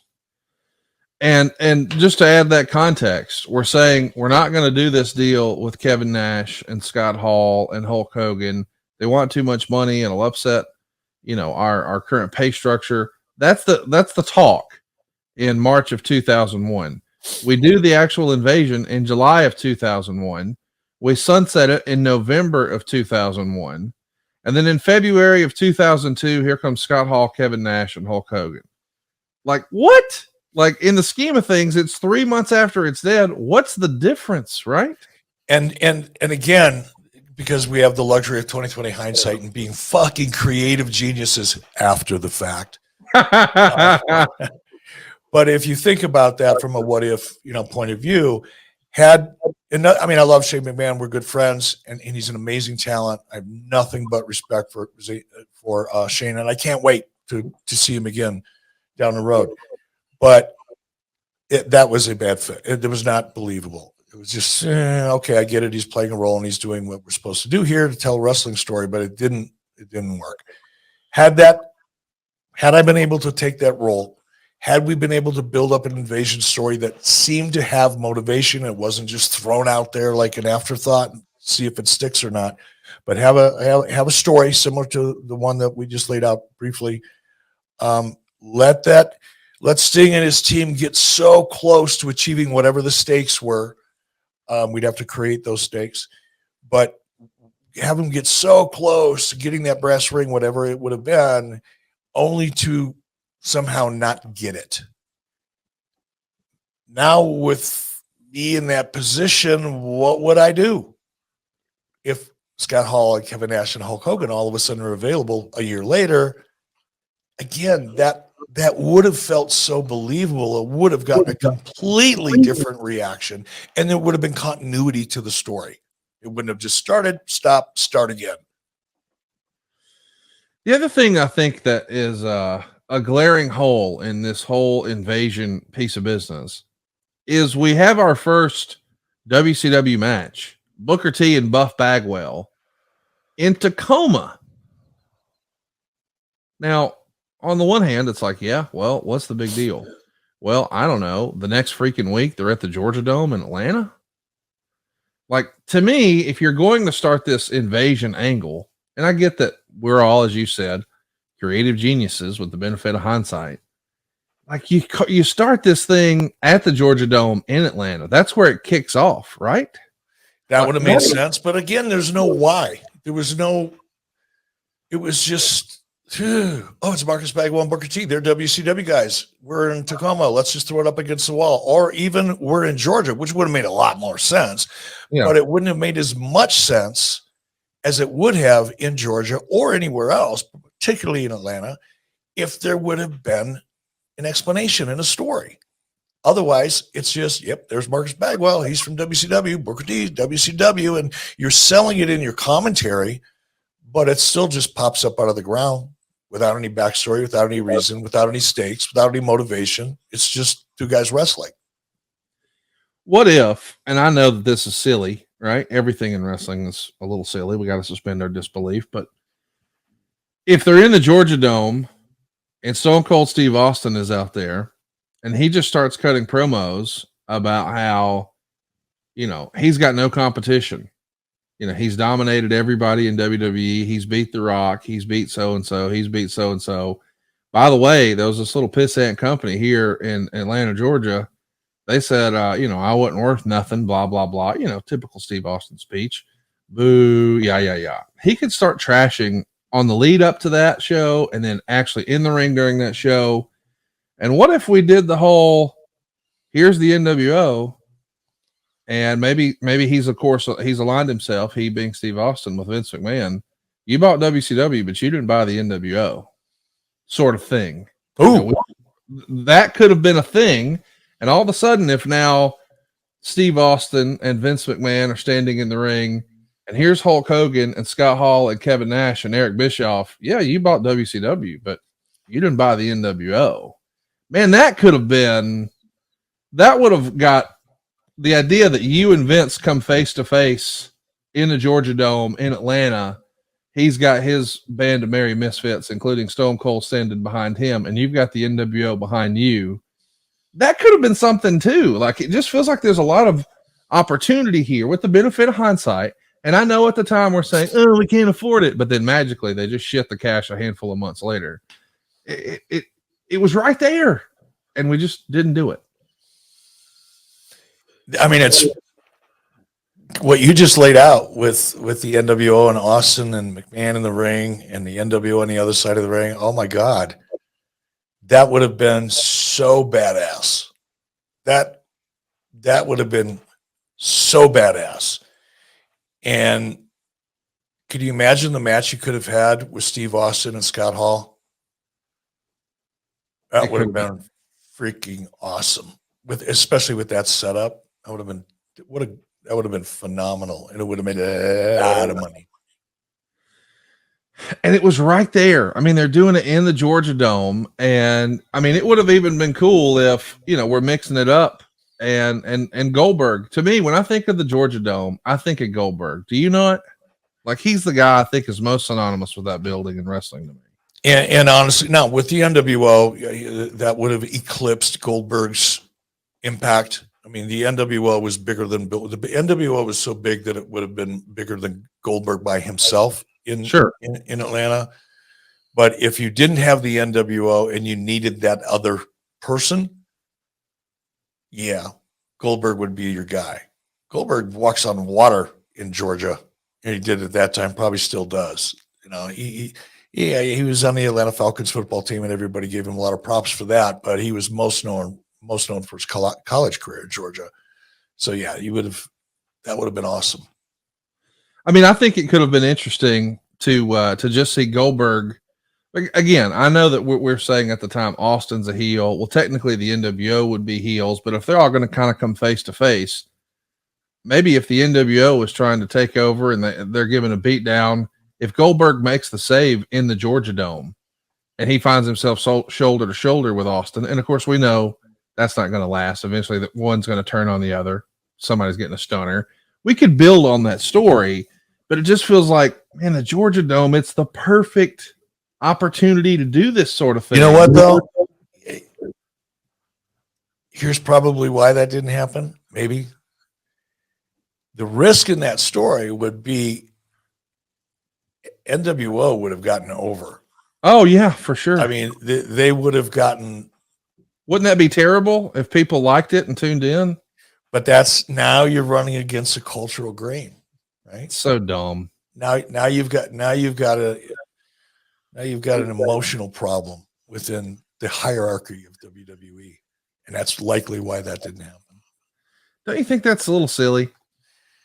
Of course, It's absolutely insane, but it's part of human nature. You know, none of us are perfect, and it's a flaw, but that one was a big one. You know, there was some ego involved in there. If that was discussed and it didn't happen, that was an ego decision, not a financial decision. I don't know that, you know, the eye, I don't think Vince's eye was all the way on the ball like it would have been. And honestly, you're giving him, you know, some slack, and perhaps you're right about that. Nothing but massive respect for Vince McMahon, and I like him personally, but historically, Vince hasn't liked to acknowledge anything other than WWE. Yeah. WWE is the standard. Everything else that's not WWE, that didn't come up through the WWE cultural process and learn how to perform to the expectations and the unique perspective sometimes of Vince McMahon. If you're not on his list, you're a second-class citizen. It's just a fact. And maybe that's one of the reasons why the WWE is such a powerful brand today and worth $9 billion, stock price trading at $112. I mean, I was sitting in one of your offices a couple of years ago and kind of bottom fell out, and there was all this kinds of transition. And I made up my mind, despite the fact that at that time I didn't have a lot of disposable income to invest. If that thing hits $35, I'm gonna have to sell some shit because I got to buy that. It was that close to $35 a share. Now it's up to 112. And I think the reason for that is because Vince's focus and commitment, as you started this podcast out earlier, it's all about the brand and not about the talent. But there is some ego involved and some kind of cultural patterns that we've all seen over the years and heard about from people who are on the receiving end of it. It was a perfect storm and a perfect opportunity, but it was never going to happen. There was never a scenario. I can't imagine a scenario where Vince would have allowed the NWO and Bill Goldberg to get a massive reaction and fans side with that side of the equation over any WWE combination. Vince, I just can't believe he would have given you a million other reasons why, but at the core of it, I'm not letting those guys come in here and steal the loyalty from my audience and my roster. It's not going to happen. You know, as you may recall, one of the original ideas was, at least this is the rumor, hey, maybe we'll call Monday Night Raw. We'll make that a WCW show, and maybe it'll be WCW Raw, and maybe there'll be a new show on TNN because, you know, that's the new opportunity that's presented itself. And well, that Tacoma thing goes so badly that that's all scrapped, and they have to come up with these creative ideas. And one of the ideas is, hey, DDP still wants to play. Maybe he thinks there's an opportunity to bet on himself. He's the most positive guy we know. He's going to go put in the work. He's going to take a pay cut and make a go at it. And instead of this being some dynamite storyline, man, it just feels like it's bad from the beginning. He's going to start stalking the Undertaker's wife. Now, wrestling fans at home know he's married to Kimberly. Why are you stalking anybody? What? That creative is just less than ideal. And I know DDP saw himself as the people's champ of WCW. He would have liked to have wrestled the people's champ of the WWF, The Rock. If you had your druthers, what would have been a cool way to introduce DDP into this audience? Because I understand that when I ask you that question, a lot of people who are Eric Bischoff or DDP haters are going to say, oh, you're just asking him because he's his friend. No, I'm asking him because the Diamond Cutter was still arguably the number one or number two hottest move in the whole industry. So if he slides in any match and hits a Diamond Cutter, huge impact right away, throws up the hand sign. You could see a good shot of that on the hard cam. You talk about making impact. Again, not disrespecting Lance Storm at all. The Diamond Cutter, way more over than a super kick at that point. Like, to me, if you're going, he could have been another guy to really kick this thing off, interfering in some match with a Diamond Cutter. Everybody knows who that is as soon as it hits. What would have been a good idea for DDP, do you think? Well, easily going back to the original concept of, creating a situation where a former WCW star finally gets their opportunity and then just gets abused in the process simply because he or she was from WCW. Now there's a motivation. Would that DDP, could he have been the guy? And by the way, I don't know why I didn't think of DDP right away. I don't think I would have led with DDP, but he'd be my number two. He'd be my Kevin Nash in the context of Scott Hall, Kevin Nash, ultimately Hulk Hogan. And he could have been such a great babyface. I mean, again, you've got a WCW star, and of course, if you're in the WWE culture, you look down your nose at that, especially at that time. Just it is what it is, or was what it was. But DDP had. He was like the phoenix rising from the ashes. He went from kind of a middle of the bottom of the roster to a legitimate big star in a relatively very short period of time, really, in the big scheme of things. He would have been that great baby face. He could have done a couple promos. I finally get an opportunity. I'm really, I'm glad WWE brought out WCW. I love WCW, my opportunity there, but at least, we get a chance to continue pursuing this passion we love, blah, blah, blah, blah, blah, blah, and have him go out there and just get beat half to death. He would have been that good sympathetic baby face. But to bring him in as a heel after he'd been established and there was so much equity in the minds of the audience as a huge, man of the people, one of them coming down through the crowd. I finally did it. Adrian, I finally did. Everybody said I couldn't. I finally did. All that good shit, right? Yep. And just pretend none of it ever happened and bring him in as a heel. What the fuck? That's kind of arrogant, don't you think? That's assuming your audience never paid attention to everything this man did previously. That's just arrogant. Doesn't make any sense. I think bringing DDP in as a babyface that is a catalyst for an appearance by Sting would have been an awesome situation. And I contradicted myself because I said I would have used him as my number two. I would have used DDP as that person that provided the motivation for Steve Borden. I would not have had him following the Undertaker's wife for what the fuck? No, that's a terrible idea. That's the worst idea. It's one of the worst ideas I've ever heard. We do see Buff Bagwell have a match here that's been pretty controversial. This is that match in Tacoma. I do want to talk about Buff, but before I do, I want to mention that the fans of Tacoma, they're not with it. They're chanting boring. They're chanting this match sucks. They're even chanting Goldberg. And to me, that's just another indicator that we needed to find a spot for Goldberg. We needed to find a spot. And I realize we're trying Austin as a heel, but Austin Goldberg could have crushed. I mean, this is one of those dream matches. Kevin Sullivan was with us for Top Guy Weekend and here in Huntsville as a part of what we do with adfreeshows.com. And he dropped a few nuggets on us. And one of the biggest pieces that I heard from him that was like, wow, I never really thought about that. Because I, like a lot of wrestling fans, thought, okay, they just wanted to make him look like Steve Austin, but they put some UFC gloves on him. That's what they were looking for because Austin was getting hot in September of 97. He's about to become a made man. And well, that makes sense because that's when Goldberg debuted on TV, September of 97. Now, when we talk to Kevin Sullivan, he says, yeah, I went down to the power plant, saw what he was doing and said, hey, we got something with this guy. He's intense. He's explosive. Let's make him our version, the wrestling version of Mike Tyson. He was doing all the head stuff. Like, let's just do more of that.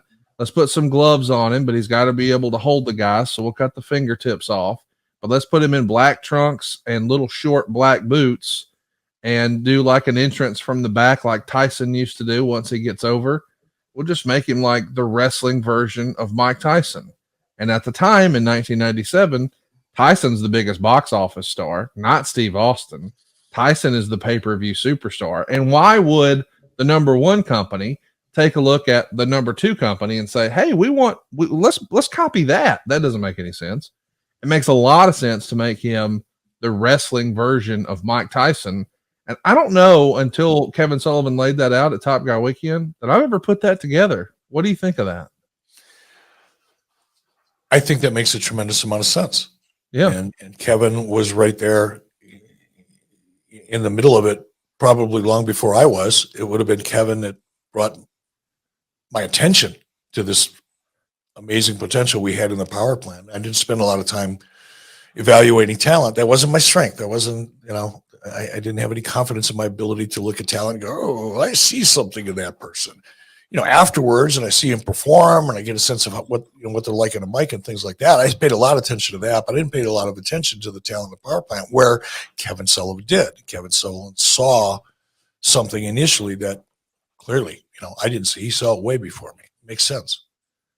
It was, and even Austin, there are obviously, can't deny the similarities. Just physical similarities, but even in their gear and their appearance, a lot of similarities. But I think, Goldberg did have that MMA legitimate fighter vibe that set him, even though they looked very similar and, had the same ring gear essentially.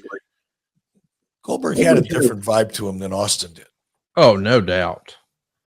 My grandfather used to say, there's no stress like money stress, son. Well, are you feeling that right now? Let me help. You've got a friend in the mortgage business in me, and I've helped families just like yours save hundreds of dollars a month. Seriously, we've helped listeners to this podcast save up to $800 a month. At savewithconrad.com, we routinely help our podcast listeners consolidate all of their high interest rate credit cards into just one much lower monthly payment. Would you like to lower your monthly payments?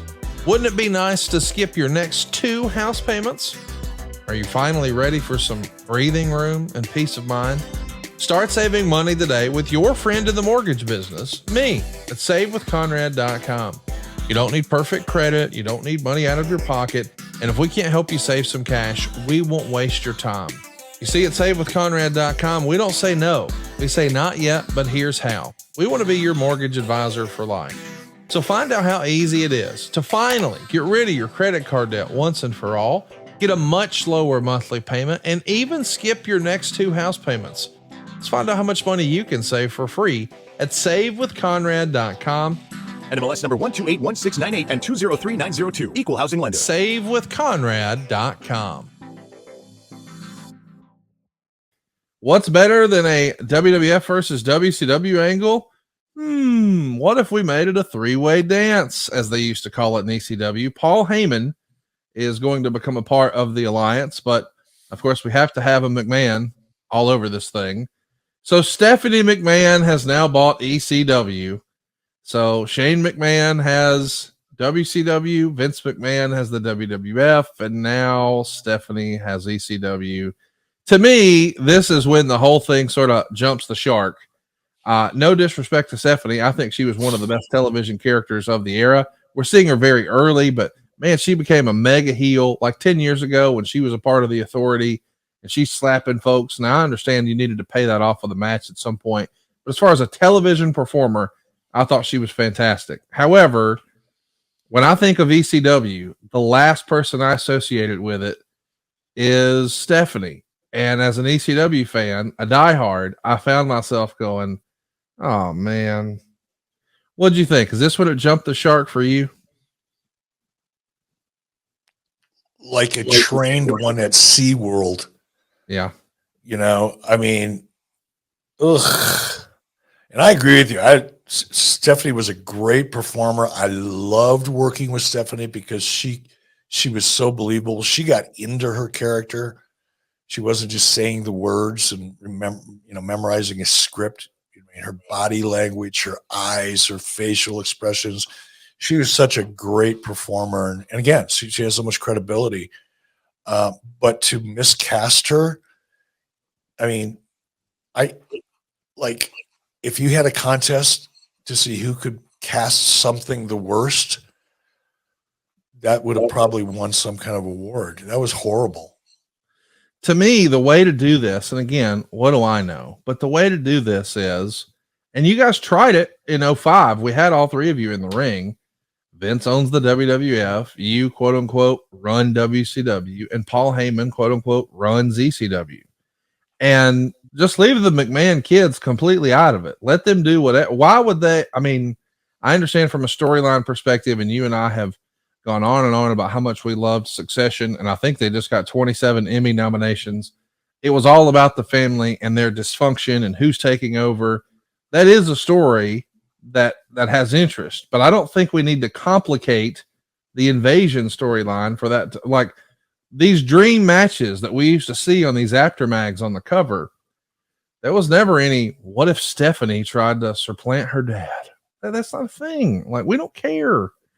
And we could have, but let's not confuse the issue with WCW and ECW. Jeff Jarrett often says on his podcast, if you confuse them, you lose them.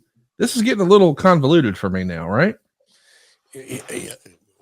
More than convoluted. It's just not believable in any. There's nothing anybody can grab a hold of here. It's just bad. Really, from the get-go, the idea was bad. Had you had Heyman and Bischoff and who's the other one you talked about?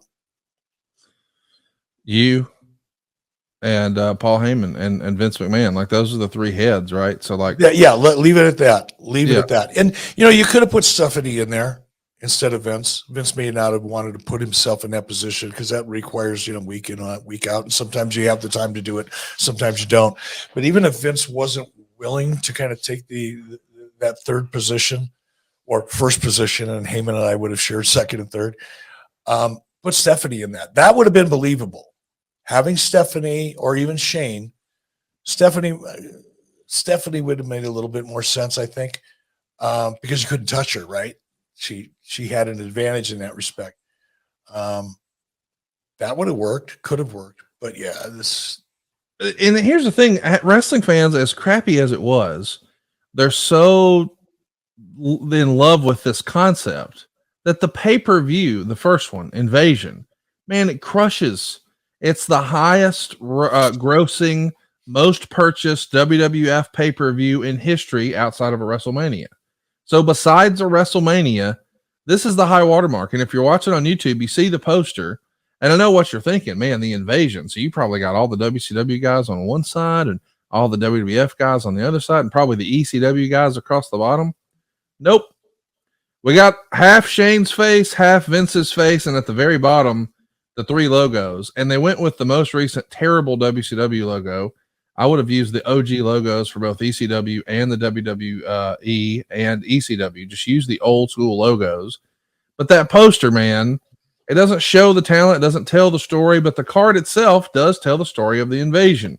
We get Edge and Christian taking on Lance Storm and Mike Awesome. We get Earl Hebner taking on Nick Patrick. That's kind of fun. Mick Foley's the special guest referee. We get the APA taking on Chuck Palumbo and Sean O'Hare. We get Billy Kidman taking on X-Pac. Raven wrestling William Regal, which is interesting because Regal's a WWF guy, and now Raven is an Alliance guy. Chris Kanyon, Hugh Morris, and Sean Stasiak taking on Albert, Big Show, and Billy Gunn. Tajiri taking on Taz. Rob Van Dam taking on Jeff Hardy, probably the match of the night. Definitely the match of the night. Trish Stratus teaming with Lita to take on Tori Wilson and Stacy Keibler in a bra and panties match. Roll Tide. And then in the main event, the Alliance, Booker T, Bubba Ray Dudley, Diamond Dallas Page, Devon Dudley, and Rhino take on the Alliance. Or that is the Alliance. They take on Team WWF. Chris Jericho, Kane, Kurt Angle, Stone Cold, and The Undertaker. And this, even though it's not perhaps as star-studded on the WCW side as you would want, I mean, DDP and Booker T check the box. The Dudleys certainly check the ECW box. It does 775,000 buys, but I just can't help but look at that card, especially the undercard, and think, man, what could have been? Like, the Dudleys should have been in one of these tag matches, like the Dudleys versus APA or the Dudleys versus Edge and Christian. Something like that makes sense, as opposed to maybe what we got. But man, it just tells you, just based on the storyline alone, Eric, it's a high watermark for the company. 775,000 people buy it, hoping, wishing, what's going to happen? I don't know. And then the wheels come off.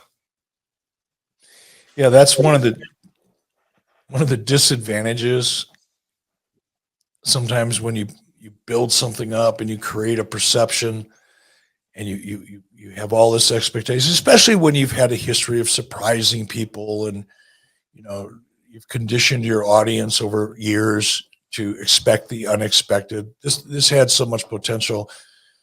That's great news, and you get everybody that comes into your restaurant called a pay-per-view.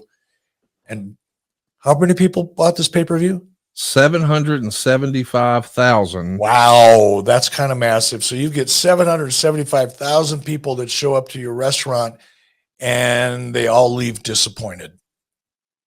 That's tough to fix, which is probably why they abandoned a lot of this afterwards. If they did, I'm not sure what they did, but yeah. The good news is 775,000 people showed up. The bad news, they probably left a little less than impressed. You know what's crazy to me, Eric? Just, we love on this program to say context is king. Right off the top of your head, what was the most successful WCW pay-per-view in history? Come on, you know the answer. I don't know, actually. Take a stab. A Halloween Havoc somewhere. No, come on, man. Starrcade 97, Hogan and Sting. Oh, yeah, I forgot. See how it goes? When you don't hang on to your past, you sometimes forget important parts of it. The biggest WCW pay-per-view in history, and it's not close, is Sting and Hulk Hogan, Starrcade 97. How long did you take to tell that story, Eric? Year and a half. 700,000 buys. Wow. The Invasion's 3 weeks old. 775,000 buys. Wow, what a data point. I'm just saying, the idea is right there. Wrestling fans want it so bad. You spent a year and a doggone half telling that story, and it broke every record, 700,000. Meanwhile, we throw shit against the wall for 3 weeks, see what sticks, 775,000 buys, and the wheels still came out. That's crazy to me, Eric, just to give it that context. And that tells you what could have been. Of course, we know WCW was largely positioned as mid-carders. No disrespect to DDP and Booker T. They are top guys, and we know Booker T had more success than anyone who made that jump from WCW. But it just didn't hit, man. And by November, it's all done. It's wrapped up.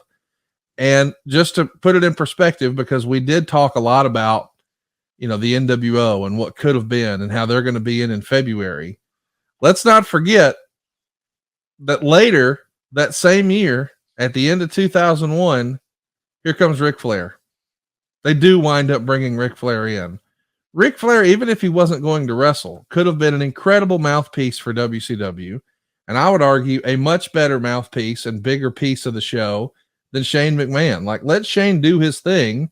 But hey, Shane brought me in and I'm representing WCW and we're going head to head.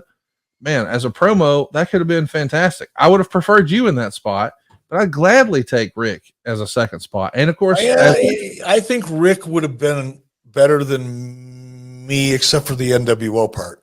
Right. But just in the initial invasion, especially if Sting would have been the guy and had the reason and follow that up with Ric Flair and let Ric Flair be the mouthpiece of the invasion angle until he was forced or ready to get into the ring. That would have been pretty freaking cool too.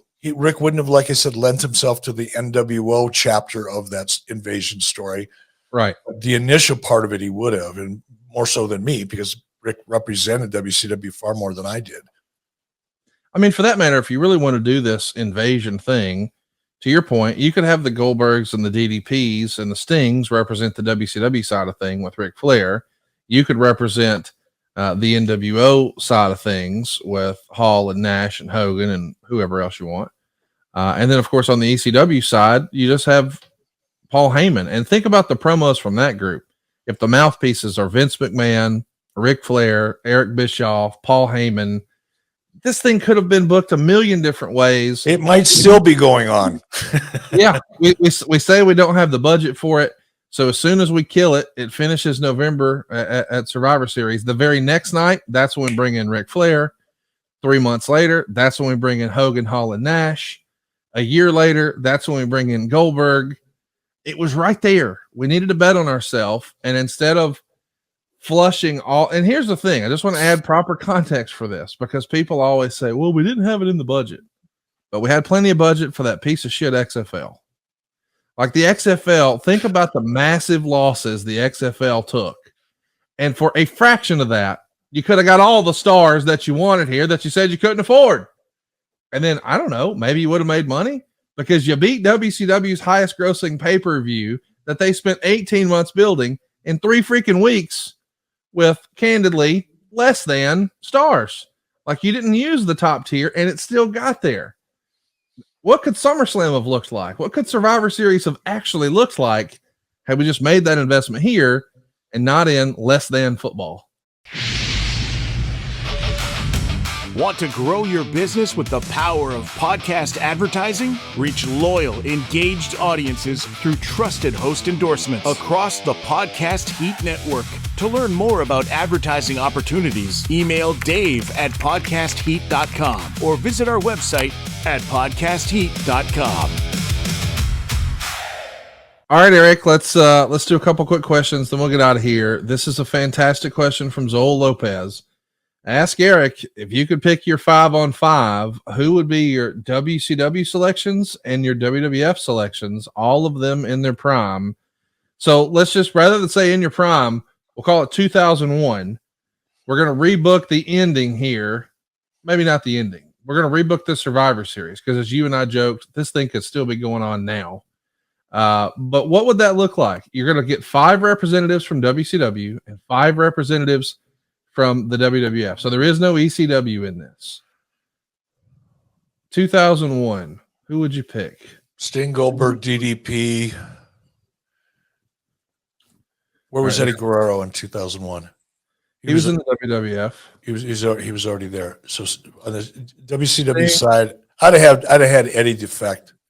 Sting, Goldberg, DDP. So you're not going to do Hogan in there. Not going to do Flair. No Nash, no Luger. Not to start with. To start with. So Sting, Goldberg, DDP, somehow Eddie Guerrero. We got one more. Booker T. Scott Steiner. I'd go with Booker. Okay. So the fantasy booking here from the WCW side of things for Eric Bischoff is Sting, Goldberg, DDP, Eddie Guerrero, and Booker T. Now, who are they going to be wrestling on the WWF side, Eric? Well, you'd have to go with Austin, number one. The intrigue of a potential Undertaker Sting matchup could be really, really fantastic. Austin and Undertaker together. Who else? Okay, who else we got there, man? I have to see names on paper. I can't just pull names out of thin air. Triple H, The Rock, Kurt Angle. Oh no, I would have held off on Rock. That's why I'd like, you keep certain powder dry because then you've got something to look forward to. So I wouldn't have put Rock in that initially. Big Show's there, Angle's there. Go Kurt Angle and Triple H for sure. Because Angle could have really, and Triple H, obviously, there could have been some great matchups in there. What do we got, 4? Yep, we need one more. And I'm actually going to challenge you. I'm going to take Eddie Guerrero away from you. All right. But Chris Benoit. Okay, so you're going to put Benoit on that side?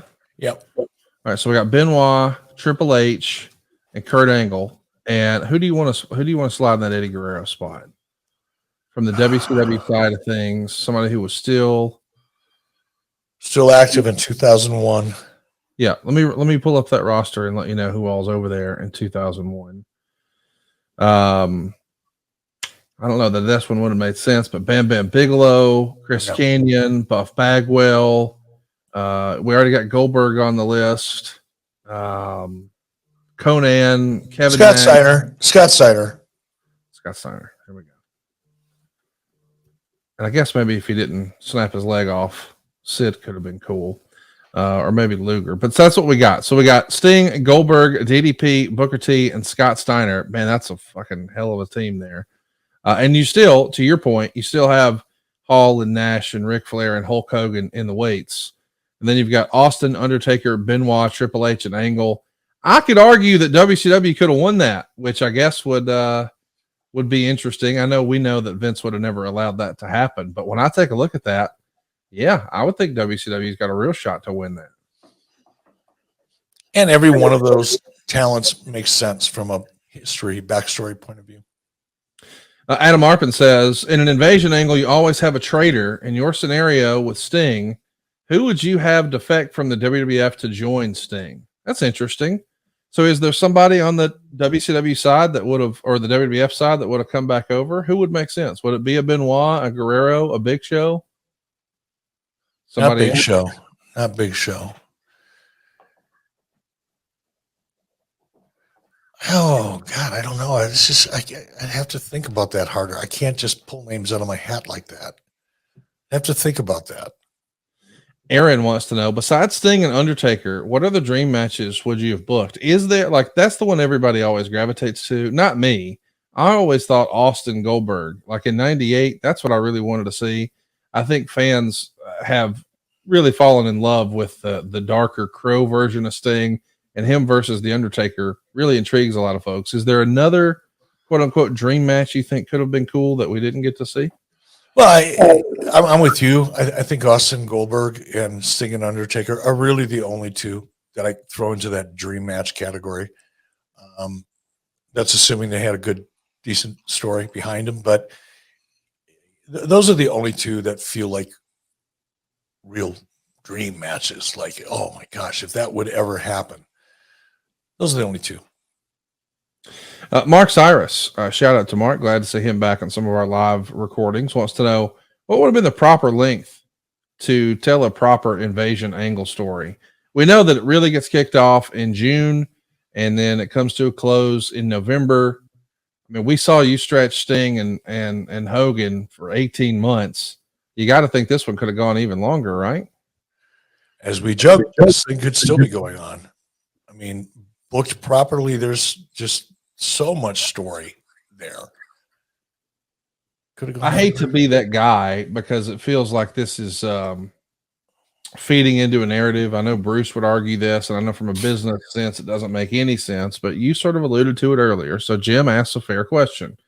While most agree that the angle was rushed, in hindsight, isn't there some chance that in the back of Vince's mind, he put vindictiveness over business and intentionally made WCW look weak?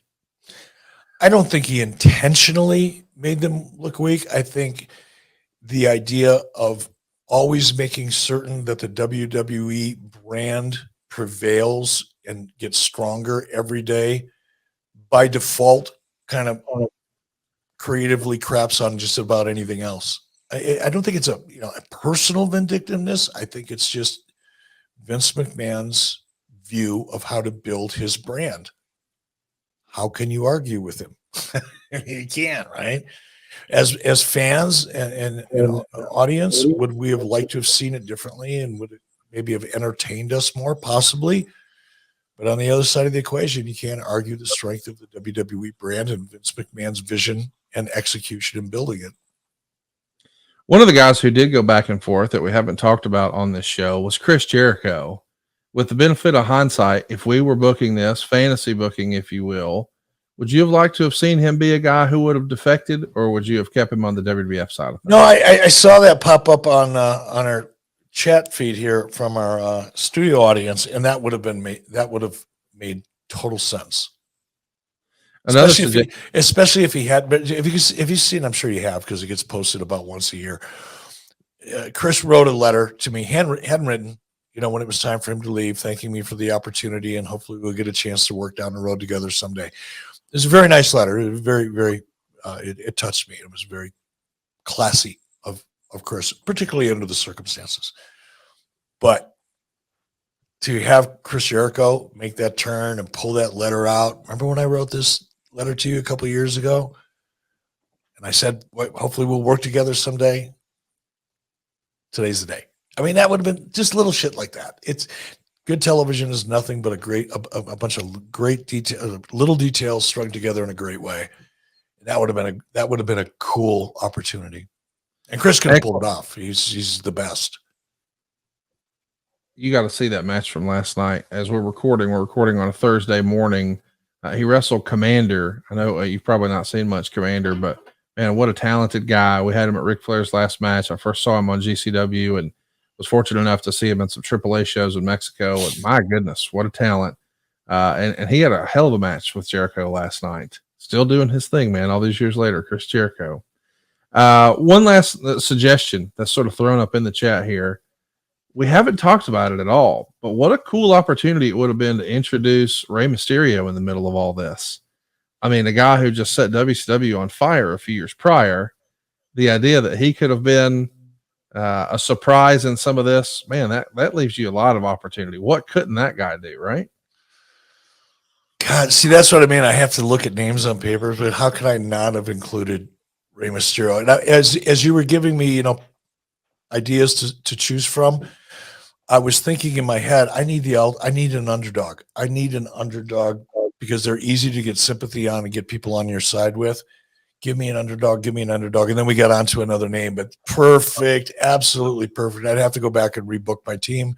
I'd throw Rey Mysterio on there, not only because he could just provide such a dynamic visual presence, because Rey Mysterio really did come to national prominence in WCW in the cruiserweight division. So there's a direct link to WCW and its heritage, I guess. Yeah. But the ability to create sympathy because of he's physically an underdog. Awesome choice. We got to at least mention that on the other side of this invasion, I think the two biggest sort of breakout stars are Rob Van Dam and Booker T. They're going to enjoy the most success. And unfortunately, the person who it doesn't work out for, maybe bigger than all, is Buff Bagwell. And a lot's been written about that and said about that. I don't know that he necessarily got a fair shake. It's hard to believe that his television wrestling career started when he was so young and ended so abruptly.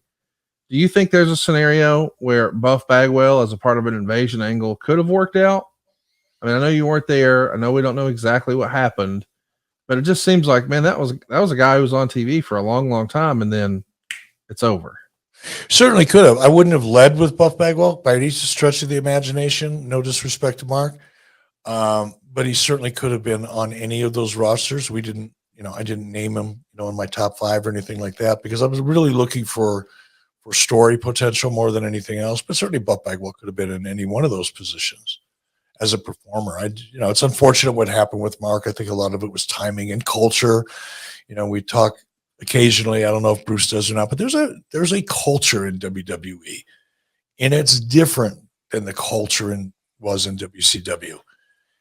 And adjusting to that culture and adjusting to what's expected of you in the ring, because it was different in WWE than it was in WCW. I think if anything went wrong, it was probably Mark's ability to adapt quickly, because Mark was just one of those guys. If he shows up at a party, he's going to show up and be the most fun at the party and make the most noise and attract the most attention. Not necessarily the best way to try to break into a company like WWE. So I think that was probably the issue. It wasn't because Mark wasn't a big enough talent or popular enough talent or good enough worker or didn't have the right look. None of those were the issues. My guess is it was just timing and failure to adapt. Eric, I didn't know what to expect today, but I had a blast talking about what could have been. Yeah, I typically shy away from these conversations, but this one was a fun one. So thank you very much. And thanks for everybody who joined us in the live studio. Thanks for everybody hanging out and having a good time with us. If you haven't already, check out adfreeshows.com, and time for the debut of Tuesday with the Taskmaster tomorrow on Ad Free Shows. And we'll be back next week right here on 83 Weeks with Eric Bischoff.